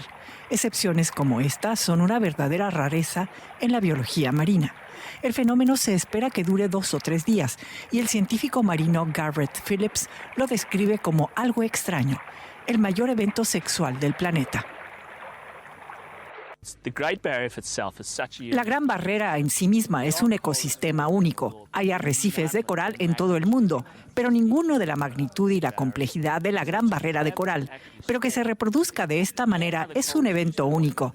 La mejor manera de explicarlo es decir que no está sucediendo nada parecido en el planeta. La red de corales ha sufrido grandes episodios de blanqueamiento. El proceso de perder su color y vitalidad por temperaturas oceánicas inusualmente altas. Se calcula que solo el 2% de la Gran Barrera de Coral está libre de blanqueamiento. Pero los científicos muestran un optimismo cauto y no afirman con rotundidad que el coral se está curando. Bueno, muchos en este momento querrán ser coral, ¿no? Porque te están diciendo, che, vamos a la gran fiesta sexual. ¿Dónde es? ¿Cuál es la mayor fiesta, evento sexual? Sí. ¿Dónde es el evento sexual? Pasame la dirección. Sí. Pero la naturaleza te diría en esa ocasión, no sos coral. Usted es un ser humano y manténgase con lo que... ¿Discriminando por no ser coral acaso? Manténgase con lo que tiene y le da un beso a la señora. Pero esto está pasando en la barrera de coral de Australia y tiene que ver con este evento masivo de reproducción en donde hay como un optimismo, pero un tanto cauto, porque hay como mucha reproducción, y en base a esto Agustina Pérez Huerta nos va a brindar más detalles. Bueno, lo que llama la atención justamente de esto, o sea, es una noticia súper linda, pero llama la atención porque la realidad es que la barrera de corales está en peligro hace muchísimo tiempo. Eso que escuchábamos en el audio, solamente el 2% sigue intacta. Estamos hablando que es una barrera de corales enorme, tiene 348.000 kilómetros cuadrados, o sea, es enorme realmente. Tiene por lo menos 2.500 arrecifes individuales, 2.000 metros de profundidad, alberga más de 1.600 especies. Realmente es un lugar sumamente vasto a nivel de biodiversidad. Y aparte la mayoría se están muriendo porque hablan de un poco más del 2%, y los que estarían en funcionamiento, en vida, con la posibilidad de poder reproducirse. Imagínate que también de ese porcentaje tan mínimo, lo bueno de la noticia que siendo un poquito más del 2%, han generado este evento sexual debajo de las aguas, en donde se van a poder reproducir más corales. Y nadie explica el por qué. Eso es lo más llamativo, es que si bien, o sea, es una noticia súper linda, pero la realidad es que por el contexto en el que estamos, los corales estarían en condiciones de decir no nos podemos reproducir más porque estamos realmente muy dañados. Sí. Entre 2016 y 2017, por lo menos 2/3 de los corales se dañaron por el aumento de las temperaturas del océano, del mar, sí, y sufren esto que comentaban, este proceso de blanqueamiento. ¿A qué se debe todo esto? Obviamente, la temperatura del mar aumenta, obviamente hay cada vez más eventos naturales que tienen que ver con el cambio climático, huracanes cada vez más fuertes y frecuentes encima también, inundaciones, sequías, digamos lo que ya veníamos comentando acá en muchos programas. Y este proceso de coloración o de blanqueamiento es por aumento de la temperatura de los océanos. Sí. Las algas que son alimentos fundamentalmente para los corales, abandonan el coral, y estas algas son las que brindan los nutrientes y también el color. Sí. Entonces, como justamente las algas aumenta la temperatura, se van de los corales. Porque las algas son las que protegen estas zonas donde están las barreras coralinas. Exactamente. Que son como esas, no las algas que vos decís, che, las que llegan a la costa. No. Son como plantas enormes, muy altas, muy altas, en donde me imagino que los vientos interoceánicos y bueno, la cuestión de las mareas hacen que sean como una especie de barrera natural de protección para que no lleguen a dañarse lo que viene después, que son las barreras de coral. Exactamente, y justamente por esto, como las algas abandonan los corales, quedan sin alimentación, obviamente sin alimentos los corales, y también sin color, sin el color que los caracteriza. Por esto se habla mucho de una explosión de colores, porque estos nuevos corales que se están reproduciendo obviamente están sanos y tienen estos colores hermosos, que recomiendo el video que grabaron los científicos del momento de la fecundación, de la reproducción de los corales, es realmente muy lindo, así que si lo pueden ver. Del evento sexual tremendo que está sucediendo. Increíble evento sexual, que encima está filmado, así que ¿qué más quieren mirar? Bueno, la realidad es que los corales están preparados para poder soportar este tipo de coloración, pero siempre y cuando se les dé un tiempo para recuperarse. Y si bien hay un patrón de coloración que se puede tolerar, tiene que ser un periodo obviamente corto y hay veces que es muy difícil que se recuperen. Claro. Porque al mismo tiempo también encima los corales, con todos los sedimentos que van cayendo en la profundidad del mar, porque suelen estar en profundidades, digamos, muy abajo, hay muchos residuos sólidos que impiden que la luz llegue a los corales y obviamente se lo necesitan para hacer fotosíntesis. Sí, lo bueno es que suceda también en la barrera más grande que tiene el planeta, que es la barrera de coral de Australia, que bordea sus costas, porque también hay barreras de coral, pero más pequeñas en todo lo que es la zona del Caribe. Ahí también hay barreras coralinas y suceden eventos que también tienen que ver con la reproducción, pero que suceda tal vez en el Caribe, no hay tantos corales, entonces mejor que suceda este evento donde está pasando, que es en Australia, en donde hay la barrera de coral más grande del planeta. Bueno, esto que vos mencionás del Caribe, justo también hay una buena noticia, que es que en Colombia, el ministro de Ambiente, el martes pasado, comentó que van a empezar a sembrar corales y van a sembrar por lo menos 1 millón de corales en diferentes regiones y el objetivo justamente es poder restaurar y conservar por lo menos más de 200 hectáreas de ecosistemas del aire y obviamente del Océano Pacífico. Así que también va a brindar un beneficio turístico para la zona, pero el foco está puesto en lo medioambiental porque estamos hablando de que en el Caribe por lo menos hay una tasa anual de pérdida de cobertura del coral vivo del 9%. Sí, lo bueno que es en Colombia, que Colombia es un país que tiene un detalle por su geografía que limita con los dos océanos, con el Océano Pacífico y tiene también costas desde el Océano Atlántico.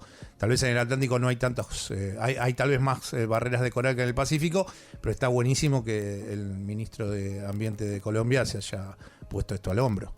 Sí, creo que bueno, por lo menos los corales están sintiendo quizás el nuevo año y están un poco más optimistas, esperemos que sigan así. Vamos al evento, aquí estamos y nosotros seguimos haciendo Pasó Valores por AM 1420 con vos.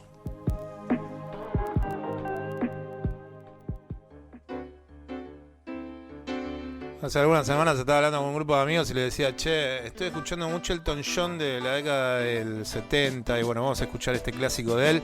Esto es Honky Cat, Elton John.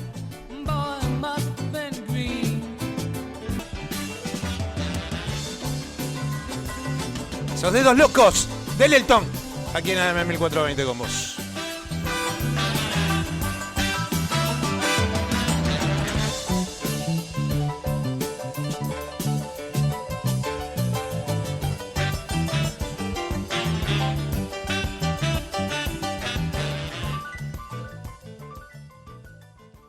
Pasó a Valores. La explicación entre la realidad y lo que te hubiese gustado que pase. Saben que por algunas cuestiones que tienen que ver con si sos más intrépido o menos intrépido, yo me pongo en el lugar de los menos intrépidos, pero hay personas que realmente hacen actividades que en su accionar son un tanto irreverentes para lo que tiene que ver llevar adelante la práctica de un deporte que requiere de valentía, requiere también de mucho esfuerzo y de sensaciones que deben pasar las personas que lo hacen. Nosotros vamos a hablar con una persona que hace un tiempo teníamos ganas de hablar con ella y es una rider. Practica longboard y se llama Sabrina Ambrosi y está en línea con nosotros. ¿Qué tal, Sabrina? Buen día. Marcelo Aymar te saluda. ¿Cómo estás? Hola, Marce. ¿Todo bien? Bueno, la verdad que bueno, como te decía cuando hablamos por teléfono el otro día, me parece por demás una actividad riesgosa, pero que también debe darte un montón de sensaciones. Yo estuve viendo videos de presentaciones, de circuitos que bajás estilo downhill. Y bueno, y el longboard, lo que quería preguntarte básicamente es cómo llegaste a él. Sé un poco de una historia personal muy, muy profunda que llevó a que te refugiases en la tabla, pero contanos un poco desde cuándo practicás la actividad y en este tiempo, ¿cuál fue el proceso de crecimiento que tuviste también con los compañeros que practican longboard y se lanzan cuesta abajo por las rutas? Sí, bueno, como decías, es un proceso que viene hace ya mucho tiempo. Desde el año 2012 fue que compré mi primera tabla, pero bueno, yo ya venía como queriendo encontrar, ¿no?, este deporte sin saberlo hace más tiempo todavía. Empecé haciendo snowboard y bueno, esa fue como la primera conexión con una tabla, en el sentido de ir andando de una forma muy similar a la que se anda en longboard, ¿no? Pero bueno, la verdad es que no encontré lo que después más tarde pude encontrar en este deporte, ¿viste? El longboard de descenso o downhill skateboarding se lo llama también. La verdad que las sensaciones, es como que yo trato de no encuadrarme solo en, bueno, lo que dice todo el mundo. En realidad, sin pensarlo, lo primero que decís es que sí, la adrenalina, o bueno, es como una meditación activa en realidad, porque no te permite estar distraído ni pensar en nada más que lo que estás diciendo acá y ahora. Pero para mí va un poco más allá, ¿no? No solo una meditación activa en ese momento, sino que mi vida se organiza alrededor del deporte, ¿no? Claro, es la única actividad que haces. Te escuchaba que en realidad el longboard viene de una situación de aburrimiento de los surfistas. Y bueno, le pusieron unas rueditas en invierno y dijeron, bueno, nada, vamos a andar en tabla, pero en asfalto o en otra superficie, y en vez de ir barrenando olas. Lo que quería preguntarte es, ¿la actividad se genera en California, en esa parte de Estados Unidos? Y lo que nosotros sabemos de la historia, sí, los días sin olas se aburrieron y agarraron las rueditas de los patines con los tracks, digamos, de los patines, no los en línea, sino los que eran de 2 ruedas adelante y 2 ruedas atrás, y los pusieron arriba de la tabla. Y la verdad que la sensación, emulaba bastante bien lo que hacían arriba de las olas, ¿no? Claro. Y cuando vos, por ejemplo, haces el estilo downhill, que les decimos a los oyentes, que es agarran una ruta, no sé, hay circuitos vi videos tuyos en rutas en San Luis, en Mendoza, en Salta.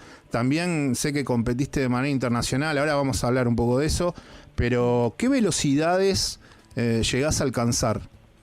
Bueno, mi récord máxima velocidad registrado fue de 125 kilómetros por hora. Yo creo que igual fui a más, pero casi me caigo, así que tuve que, justo por la trampa de velocidad, casi pasar frenando, así que...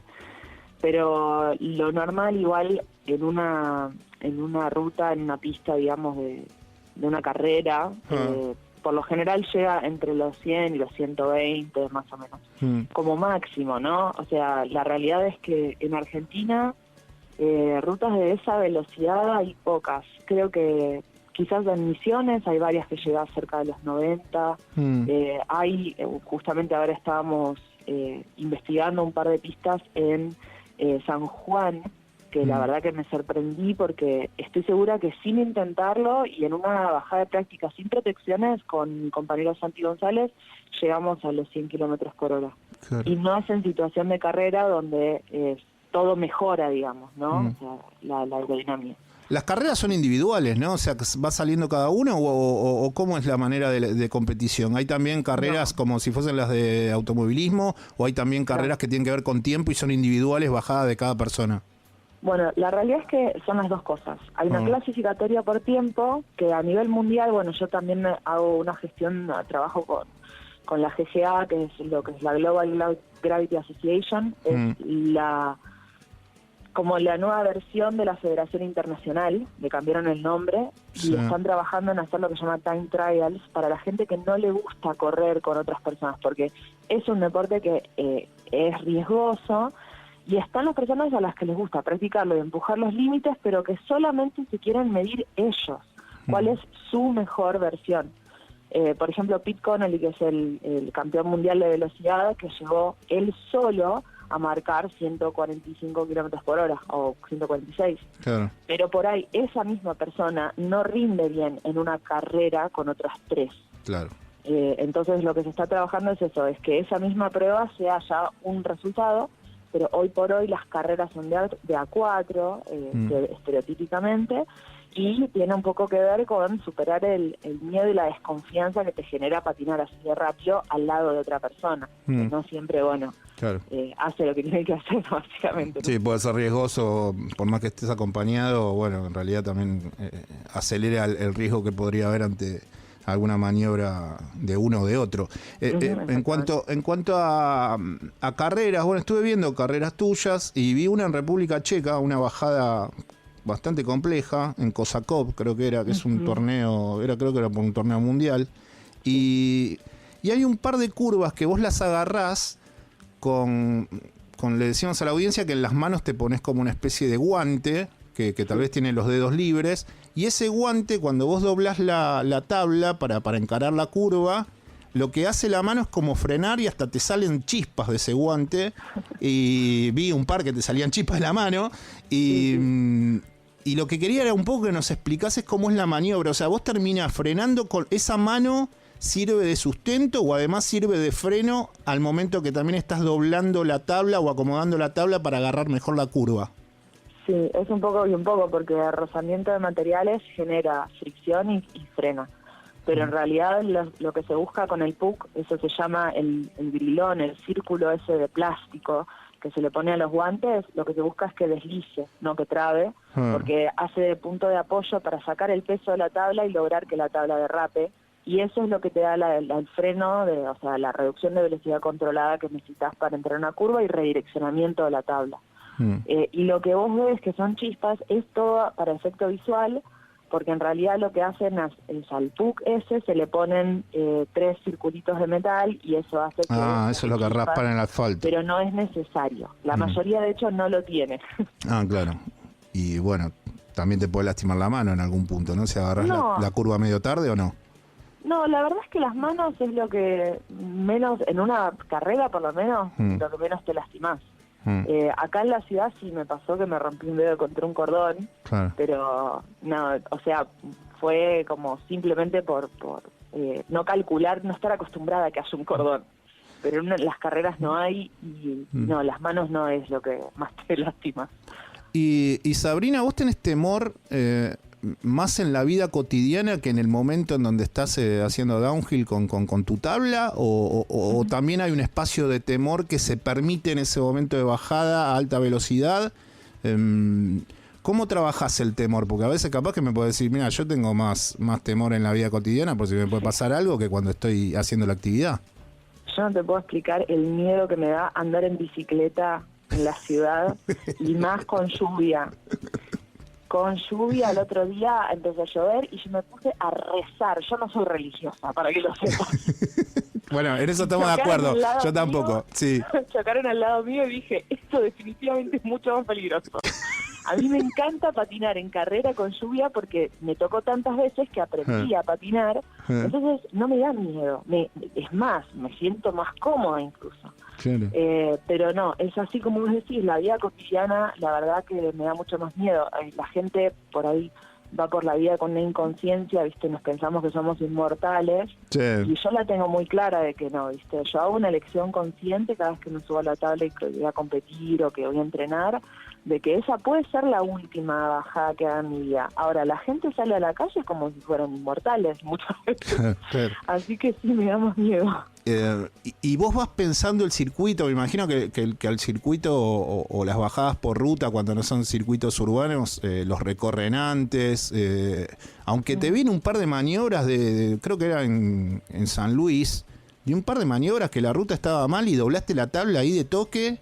Y dije, no, la que hizo esta mujer. O sea, porque te encontraste, creo que estaba mal el asfalto, bueno, algo sucedía con la ruta, y le pegaste una maniobra corta y para seguir bajando, pero lo que quería tratar de consultarte es, bueno, si el temor no está en ese momento, tiene que haber una sensación de extrema felicidad y de libertad, y por ejemplo, contanos alguna vez que te haya pasado, no sé, enojada o triste o angustiada, de agarrar la tabla, onda como podría cualquier mortal decir, che, no me hables que estoy mal, y en vez de irse a llorar al parque, agarrás la tabla y bueno, la pregunta sería, ¿la sensación de la lágrima es por viento o es por angustia? ¿O cómo es esa lágrima?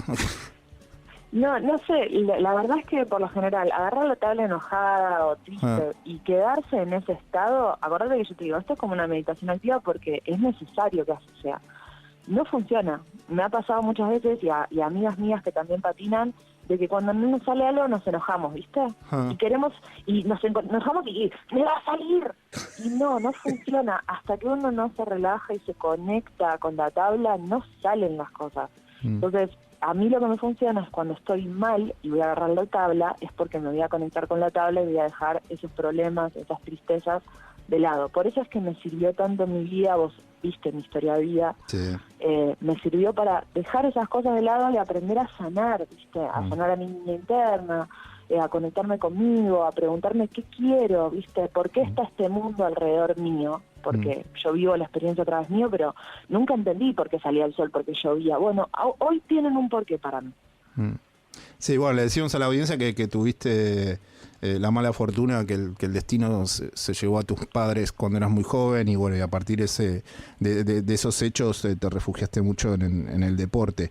Pero yendo a las maniobras en particular, estabas hablando de libertad, de sensaciones. Es mucho más placentero cuando vos estás tratando de coordinar una curva o cuando vos ya tenés el envión, estás en bajada y podés estirar tu cuerpo o ponerlo en otra posición, más erguido. ¿Cuál es el momento? Si vos tuvieses que elegir de todas las posiciones corporales mientras vas bajando por ruta, ¿con cuál te quedás que expresa mayor libertad? Y a mí particularmente, y esto es muy personal, a mí me gustan las pistas que son muy rápidas y que tienen curvas. Es decir, que yo logro llegar a una velocidad donde ya casi que me da miedo y que tengo que hacer esa maniobra que es aplicar una técnica de forma perfecta porque a medida que la velocidad sube hay menos margen de error. Y es apoyarse mucho en la técnica. Yo soy muy, muy técnica en ese sentido, me gusta mucho entender exactamente qué tengo que hacer, si poner la mano acá, si girarla a 45 grados, qué ruedas tengo que poner, qué tanto tengo que ajustar los tracks, qué agujas tengo que poner, todas estas son cosas de la tabla, ¿no? Claro. Y mis posiciones corporales.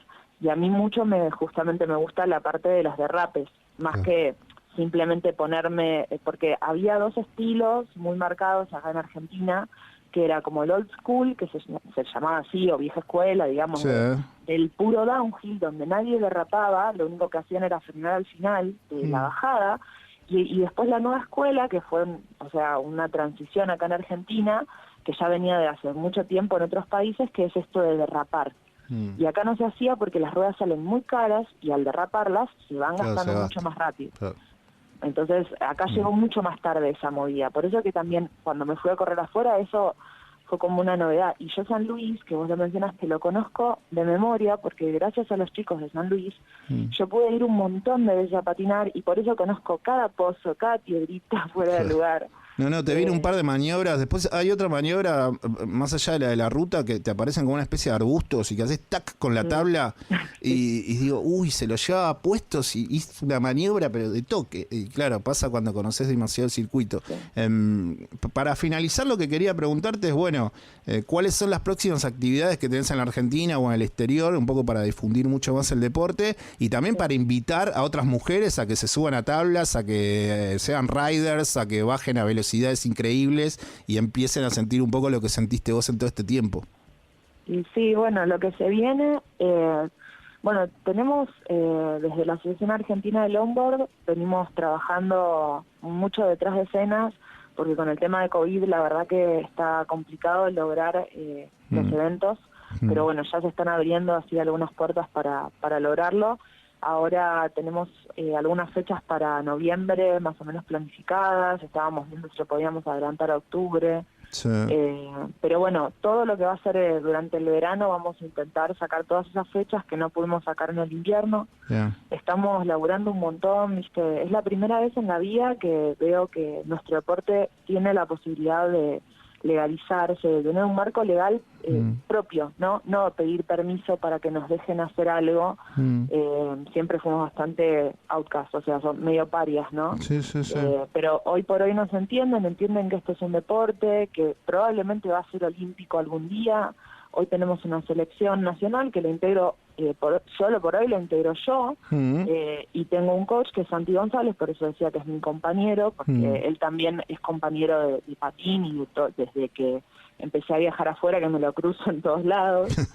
Y somos varios, están unos chicos que hacen luge, que van acostados, que son Marcelo Llopis y Pablo de la Marre, que cada uno hace su modalidad y estamos tratando de conseguir un circuito que nos sirva a todos, porque son varias modalidades que hacen downhill, no solo el longboard de stand-up, digamos, ¿no? Lo que hago yo.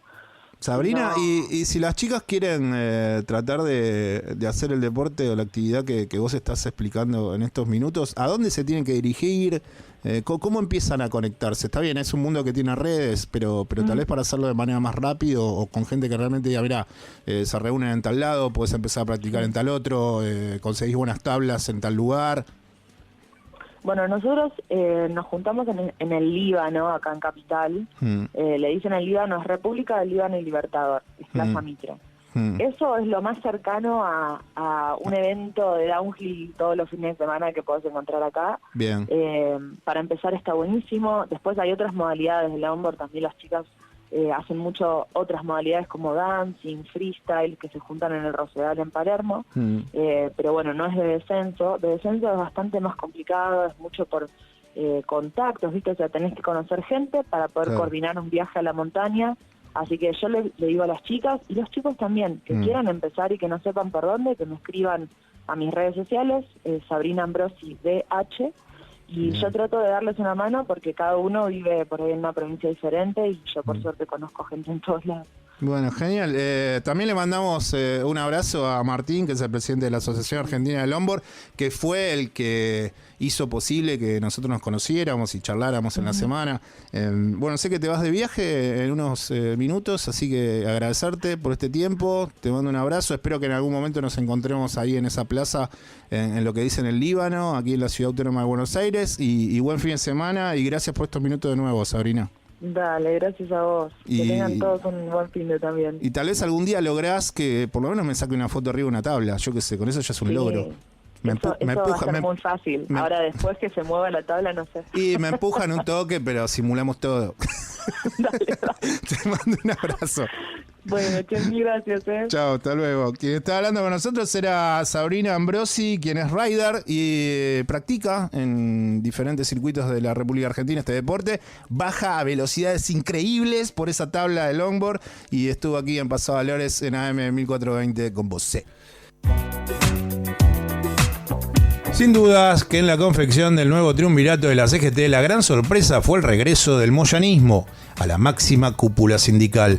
Después de meses de intensas gestiones y sin un único líder capaz de reunir a todas las tribus bajo un mismo techo, la CGT resolvió continuar con un triunvirato donde siguen al frente Héctor Daer, Carlos Acuña y Pablo Moyano, en reemplazo de Juan Carlos Schmid, quien había renunciado en el 2018. Alberto, ¿también les dará champán para estas fiestas? La decisión del moyanismo de volver a la CGT tiene dos grandes intenciones. Por un lado, Hugo Moyano será un aliado estratégico del presidente Alberto Fernández, con quien tiene un vínculo cada vez más cercano, mientras que sus hijos, Pablo y Facundo, desafían a la cámpora con el objetivo de reconvertir las filas del peronismo. Por decirlo de alguna manera, hoy existe una reconversión del clan Moyano con vistas a las elecciones del 2023. El partido se empieza a jugar desde temprano, donde Hugo, el jefe camionero, pasó de ser un dirigente acostumbrado a estar en primer plano a ser alguien que se repliega para manejarse desde las sombras. Habrá que darle mucho subsidio para dejarlo oscurito. Por su parte, Pablo y Facundo, los más involucrados en la política y el sindicalismo, terminaron confluyendo estos días en un incipiente polo peronista que quiere disputarle los espacios y legitimidad a la cámpora. Muchos señalan a esta interna la gran batalla del peronismo para el 2023. La mejor demostración de dicha interna fue lo sucedido el pasado 27 de noviembre cuando los hermanos Moyano recibieron en la sede de la CGT a Claudio Vidal, quien es el sindicalista petrolero que se convirtió en una pesadilla para el kirchnerismo cuando decidió competir en las últimas elecciones contra Alicia Kirchner en Santa Cruz y quedó segundo con el 28.27% de los votos. El Frente de Todos quedó tercero por primera vez en 30 años y a continuación escuchamos al presidente Alberto Fernández refiriéndose a la figura de Hugo Moyano. Hugo y Pablo, sepan, tienen un padre que es un dirigente gremial ejemplar. Eso es un dirigente gremial. Los empresarios no lo quieren porque cuida a los suyos. Eso es un dirigente gremial. Nunca cedan, sean como él. Sean como él. Lo vi yo. Le contaba a Axel.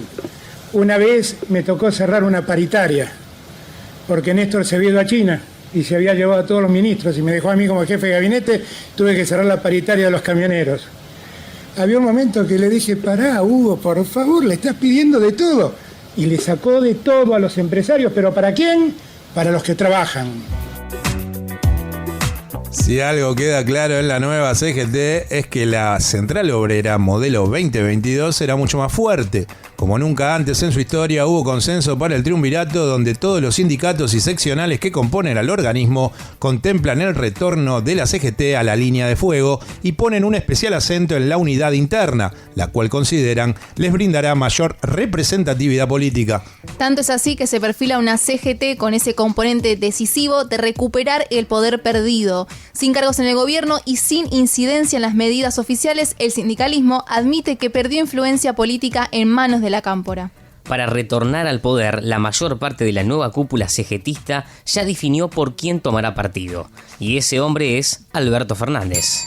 En la unidad que lograron en todas las seccionales de la CGT, consideran que fue fundamental dejar afuera de la cúpula al líder de la UOM, Antonio Caló, quien gracias al apoyo del sindicalismo kirchnerista quería sumarse como un cuarto integrante de la máxima conducción.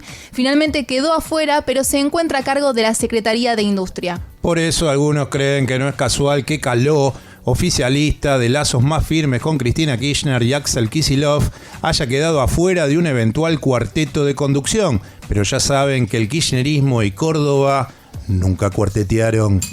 Por último, no habrá ningún representante del gremialismo K en los principales puestos del Consejo Directivo, con lo cual la cancha quedó marcada y Alberto Fernández es el hombre para el 2023. Por lo pronto, en este clima denso y la dirigencia gremial de la CGT busca recomponer su lugar en la política nacional a partir de la figura de Alberto Fernández, además de sumar alianzas con los gobernadores del PJ, los intendentes cercanos al presidente y algunos movimientos sociales como Levita. De igual modo, a pesar de no tener lugares en el gabinete, buscarán ser la principal fuerza para garantizar la gobernabilidad hasta el 2023. El inconveniente es el de siempre. La columna vertebral del movimiento la termina colocando un trabajador progresista que intenta construir el altar de la justicia social. A continuación, escuchamos parte del apoyo que brindó a la nueva CGT el presidente Alberto Fernández en unas palabras con sus cosecretarios y Héctor Daer. Queremos hacer un llamado muy claro a la institucionalidad de nuestro país, a la institucionalidad democrática de las autoridades que fueron electas que fueron electas en octubre del 2019 y que asumieron el 10 de diciembre del 2019 y que hoy estamos cursando una crisis política importante. Y por supuesto, como institución democrática, de representación colectiva de todos los trabajadores, también defendemos la institucionalidad de nuestro país enmarcada en los parámetros constitucionales. Por supuesto que ratificamos el apoyo al presidente, no es que lo ratificamos, eso nunca estuvo en duda, y creemos que el presidente tiene que tener la templanza para desenvolverse en esta crisis y encontrar los caminos conducentes para la institucionalidad y para la democracia y para el futuro de nuestro país. Está el segundo de la Argentina. Si tu equipo hace un gol y tenés una hamburguesa en la mano, la mayonesa pasó a Valores. Y Martín Choboscalol en estas Navidades viene de balance, promete hablar sobre Paralímpicos, Juegos Olímpicos que se disputaron en Tokio, Japón, 2021, y cosas de argentinos también. Exacto, porque siempre le pedimos perdón a los atletas que durante el año, como decimos siempre, pasaron cosas, nos comió el león, no llegamos a contar todas las historias que queríamos. Traje muchas de atletas internacionales y todos me decían, los argentinos. Bueno, los argentinos hay sus cosas. Fueron muy criticados en su momento, más que nada lo que es los atletas olímpicos, como decíamos, la cuarentena de Alberto, Macri con la Secretaría de Deportes, que ahí básicamente les dijo, che, lo que ustedes ganaban ese 1% de la telefonía, y ahora tampoco ni siquiera eso, con lo cual venían muy bastardeados, y acá los quiero reivindicar un poquito aunque sea. Allen dijo en su momento, y yo repliqué esa información, que la Argentina iba con una cantidad de deportistas que no era parecida a otros Juegos Olímpicos, pero que la mayoría de esos deportistas tenían que ver con juegos en conjunto. Exacto. Y que era uno de los países que más representantes de juegos en equipos tenía. Exacto, como decíamos, 3 medallas consiguieron en conjunto. Por primera vez en la historia en mucho tiempo, casi de la década de los 80, que los atletas a nivel individual no consiguieron medallas, y eso sí fue algo que a ellos sí les pasó la cuenta, como decimos. No es fácil, vivieron una cuarentena que fue muy larga, no pudieron entrenar, quizás en conjunto sí, porque se habilitó a los conjuntos, pero quizás yo quería ir a correr una plaza, no podía, pero tenía habilitado un lugar para que en grupos No, pero aparte, estemos. por ejemplo, el caso del vóley. Rápidamente se volvió a la actividad profesional y los jugadores que estaban en las ligas europeas, bueno, esos siguieron jugando. Por eso ganamos los Pumas 7, consiguieron la de bronce. Con Inglaterra, contra Inglaterra. Exacto. Las Leonas ganaron la plata. Y justamente vóley masculino ganaron la de bronce. Los atletas individuales, excepto muy pocos que entrenaban en Estados Unidos, todos en Argentina, con lo cual les costó. Pero te quería traer, hubo 3 debuts. Esto hay que destacarlo, hay que felicitar a estos pibes que se la jugaron. Por ejemplo, la cordobesa Dayana Sánchez. ¿Qué hizo? La primera boxeadora olímpica. Por primera vez en la historia metimos una chica a boxear, algo que en Argentina todavía seguimos 6 veces con esa cosa de que no, ¿cómo vas a boxear? La Tigresa Acuña. ¿Qué? ¿Mediana? ¿Qué? 57 kilos, es un poquito menos. Después, Magdalena Zimmermacher fue la primera en disputar golf olímpico, otro deporte que también, esto es de hombres. Bueno, metimos otro debut en golf olímpico en lo que es femenino. Bien con los pads. Sí. Y el último, sí, es un hombre, Leandro Osuna, marplatense. ¿Qué hace? Debutó el surf y ahí sí debutó. Acá, el mérito obviamente, había que poner un argentino en el surf, era la primera vez que había el surf, pero digo, destacar que también hubo debuts, hubo historias que... Aparte de la ola de Tokio, escucharon, estamos hablando de olas, porque eso fue ahí en la bahía. Sí, aparte... O iban a alguna playidera en la bahía, ahí en Tokio. Y acordate que 2 semanitas antes estuvo el tifón, que más o menos no se sabía si se hacía los juegos o no.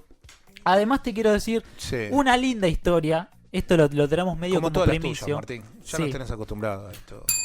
Esto es como medio una primicia. Sebastián Lange, lo tenés, ¿no? Sí, Río Yacht. Sí, ganó una de oro.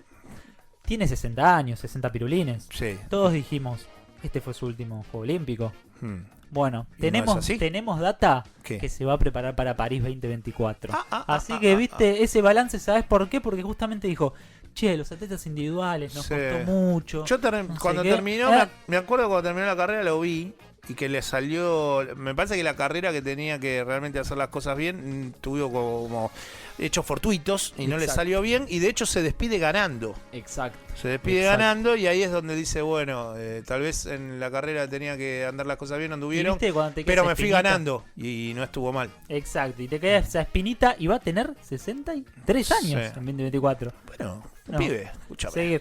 Y lo a la mar. Exacto, y lo último para ir cerrando, bueno, hubo despedidas y sí los quiero nombrar a todos.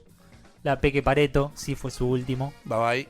Pero nos deja. Le queda el mundo comercial, el mundo de la publicidad. Sí, aparte no, es doctora ella. Claro.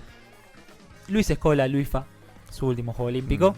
Sí, lo de Luis Scola con el abrazo de Hugo Conte Esas al son hijo. imágenes que van a quedar en el 2020. Me parece que fueron dos momentos muy importantes Tokio del deporte 2020 van a quedar. argentino. Sí. Y lo último, 3 leones campeones de la medalla de oro: Juan Manuel Vivaldi, Pedro Ibarra y Juan Martín López. Los 3 también se van. Bien. Por eso digo, todos María Eugenia ganadores. Vidal, María Eugenia Vidal no. No, son 3 leones, sí, tenés razón. Si no hubiese sido 3 leones y una leona. Entonces, ¿quiénes son los 3 los leones? Que se Juan van? Manuel Vivaldi, Pedro Ibarra y Juan Martín López. Bien. Pero que, como decimos, habían ganado la dorada. Con lo cual hubo todas las despedidas de doradas. Y nada, fue un buen juego olímpico a pesar de todo. Porque ya solo ir vale un montón. Eso sépanlo. Martín Chauscarol en AM 1420 con vos, haciendo como siempre deportes.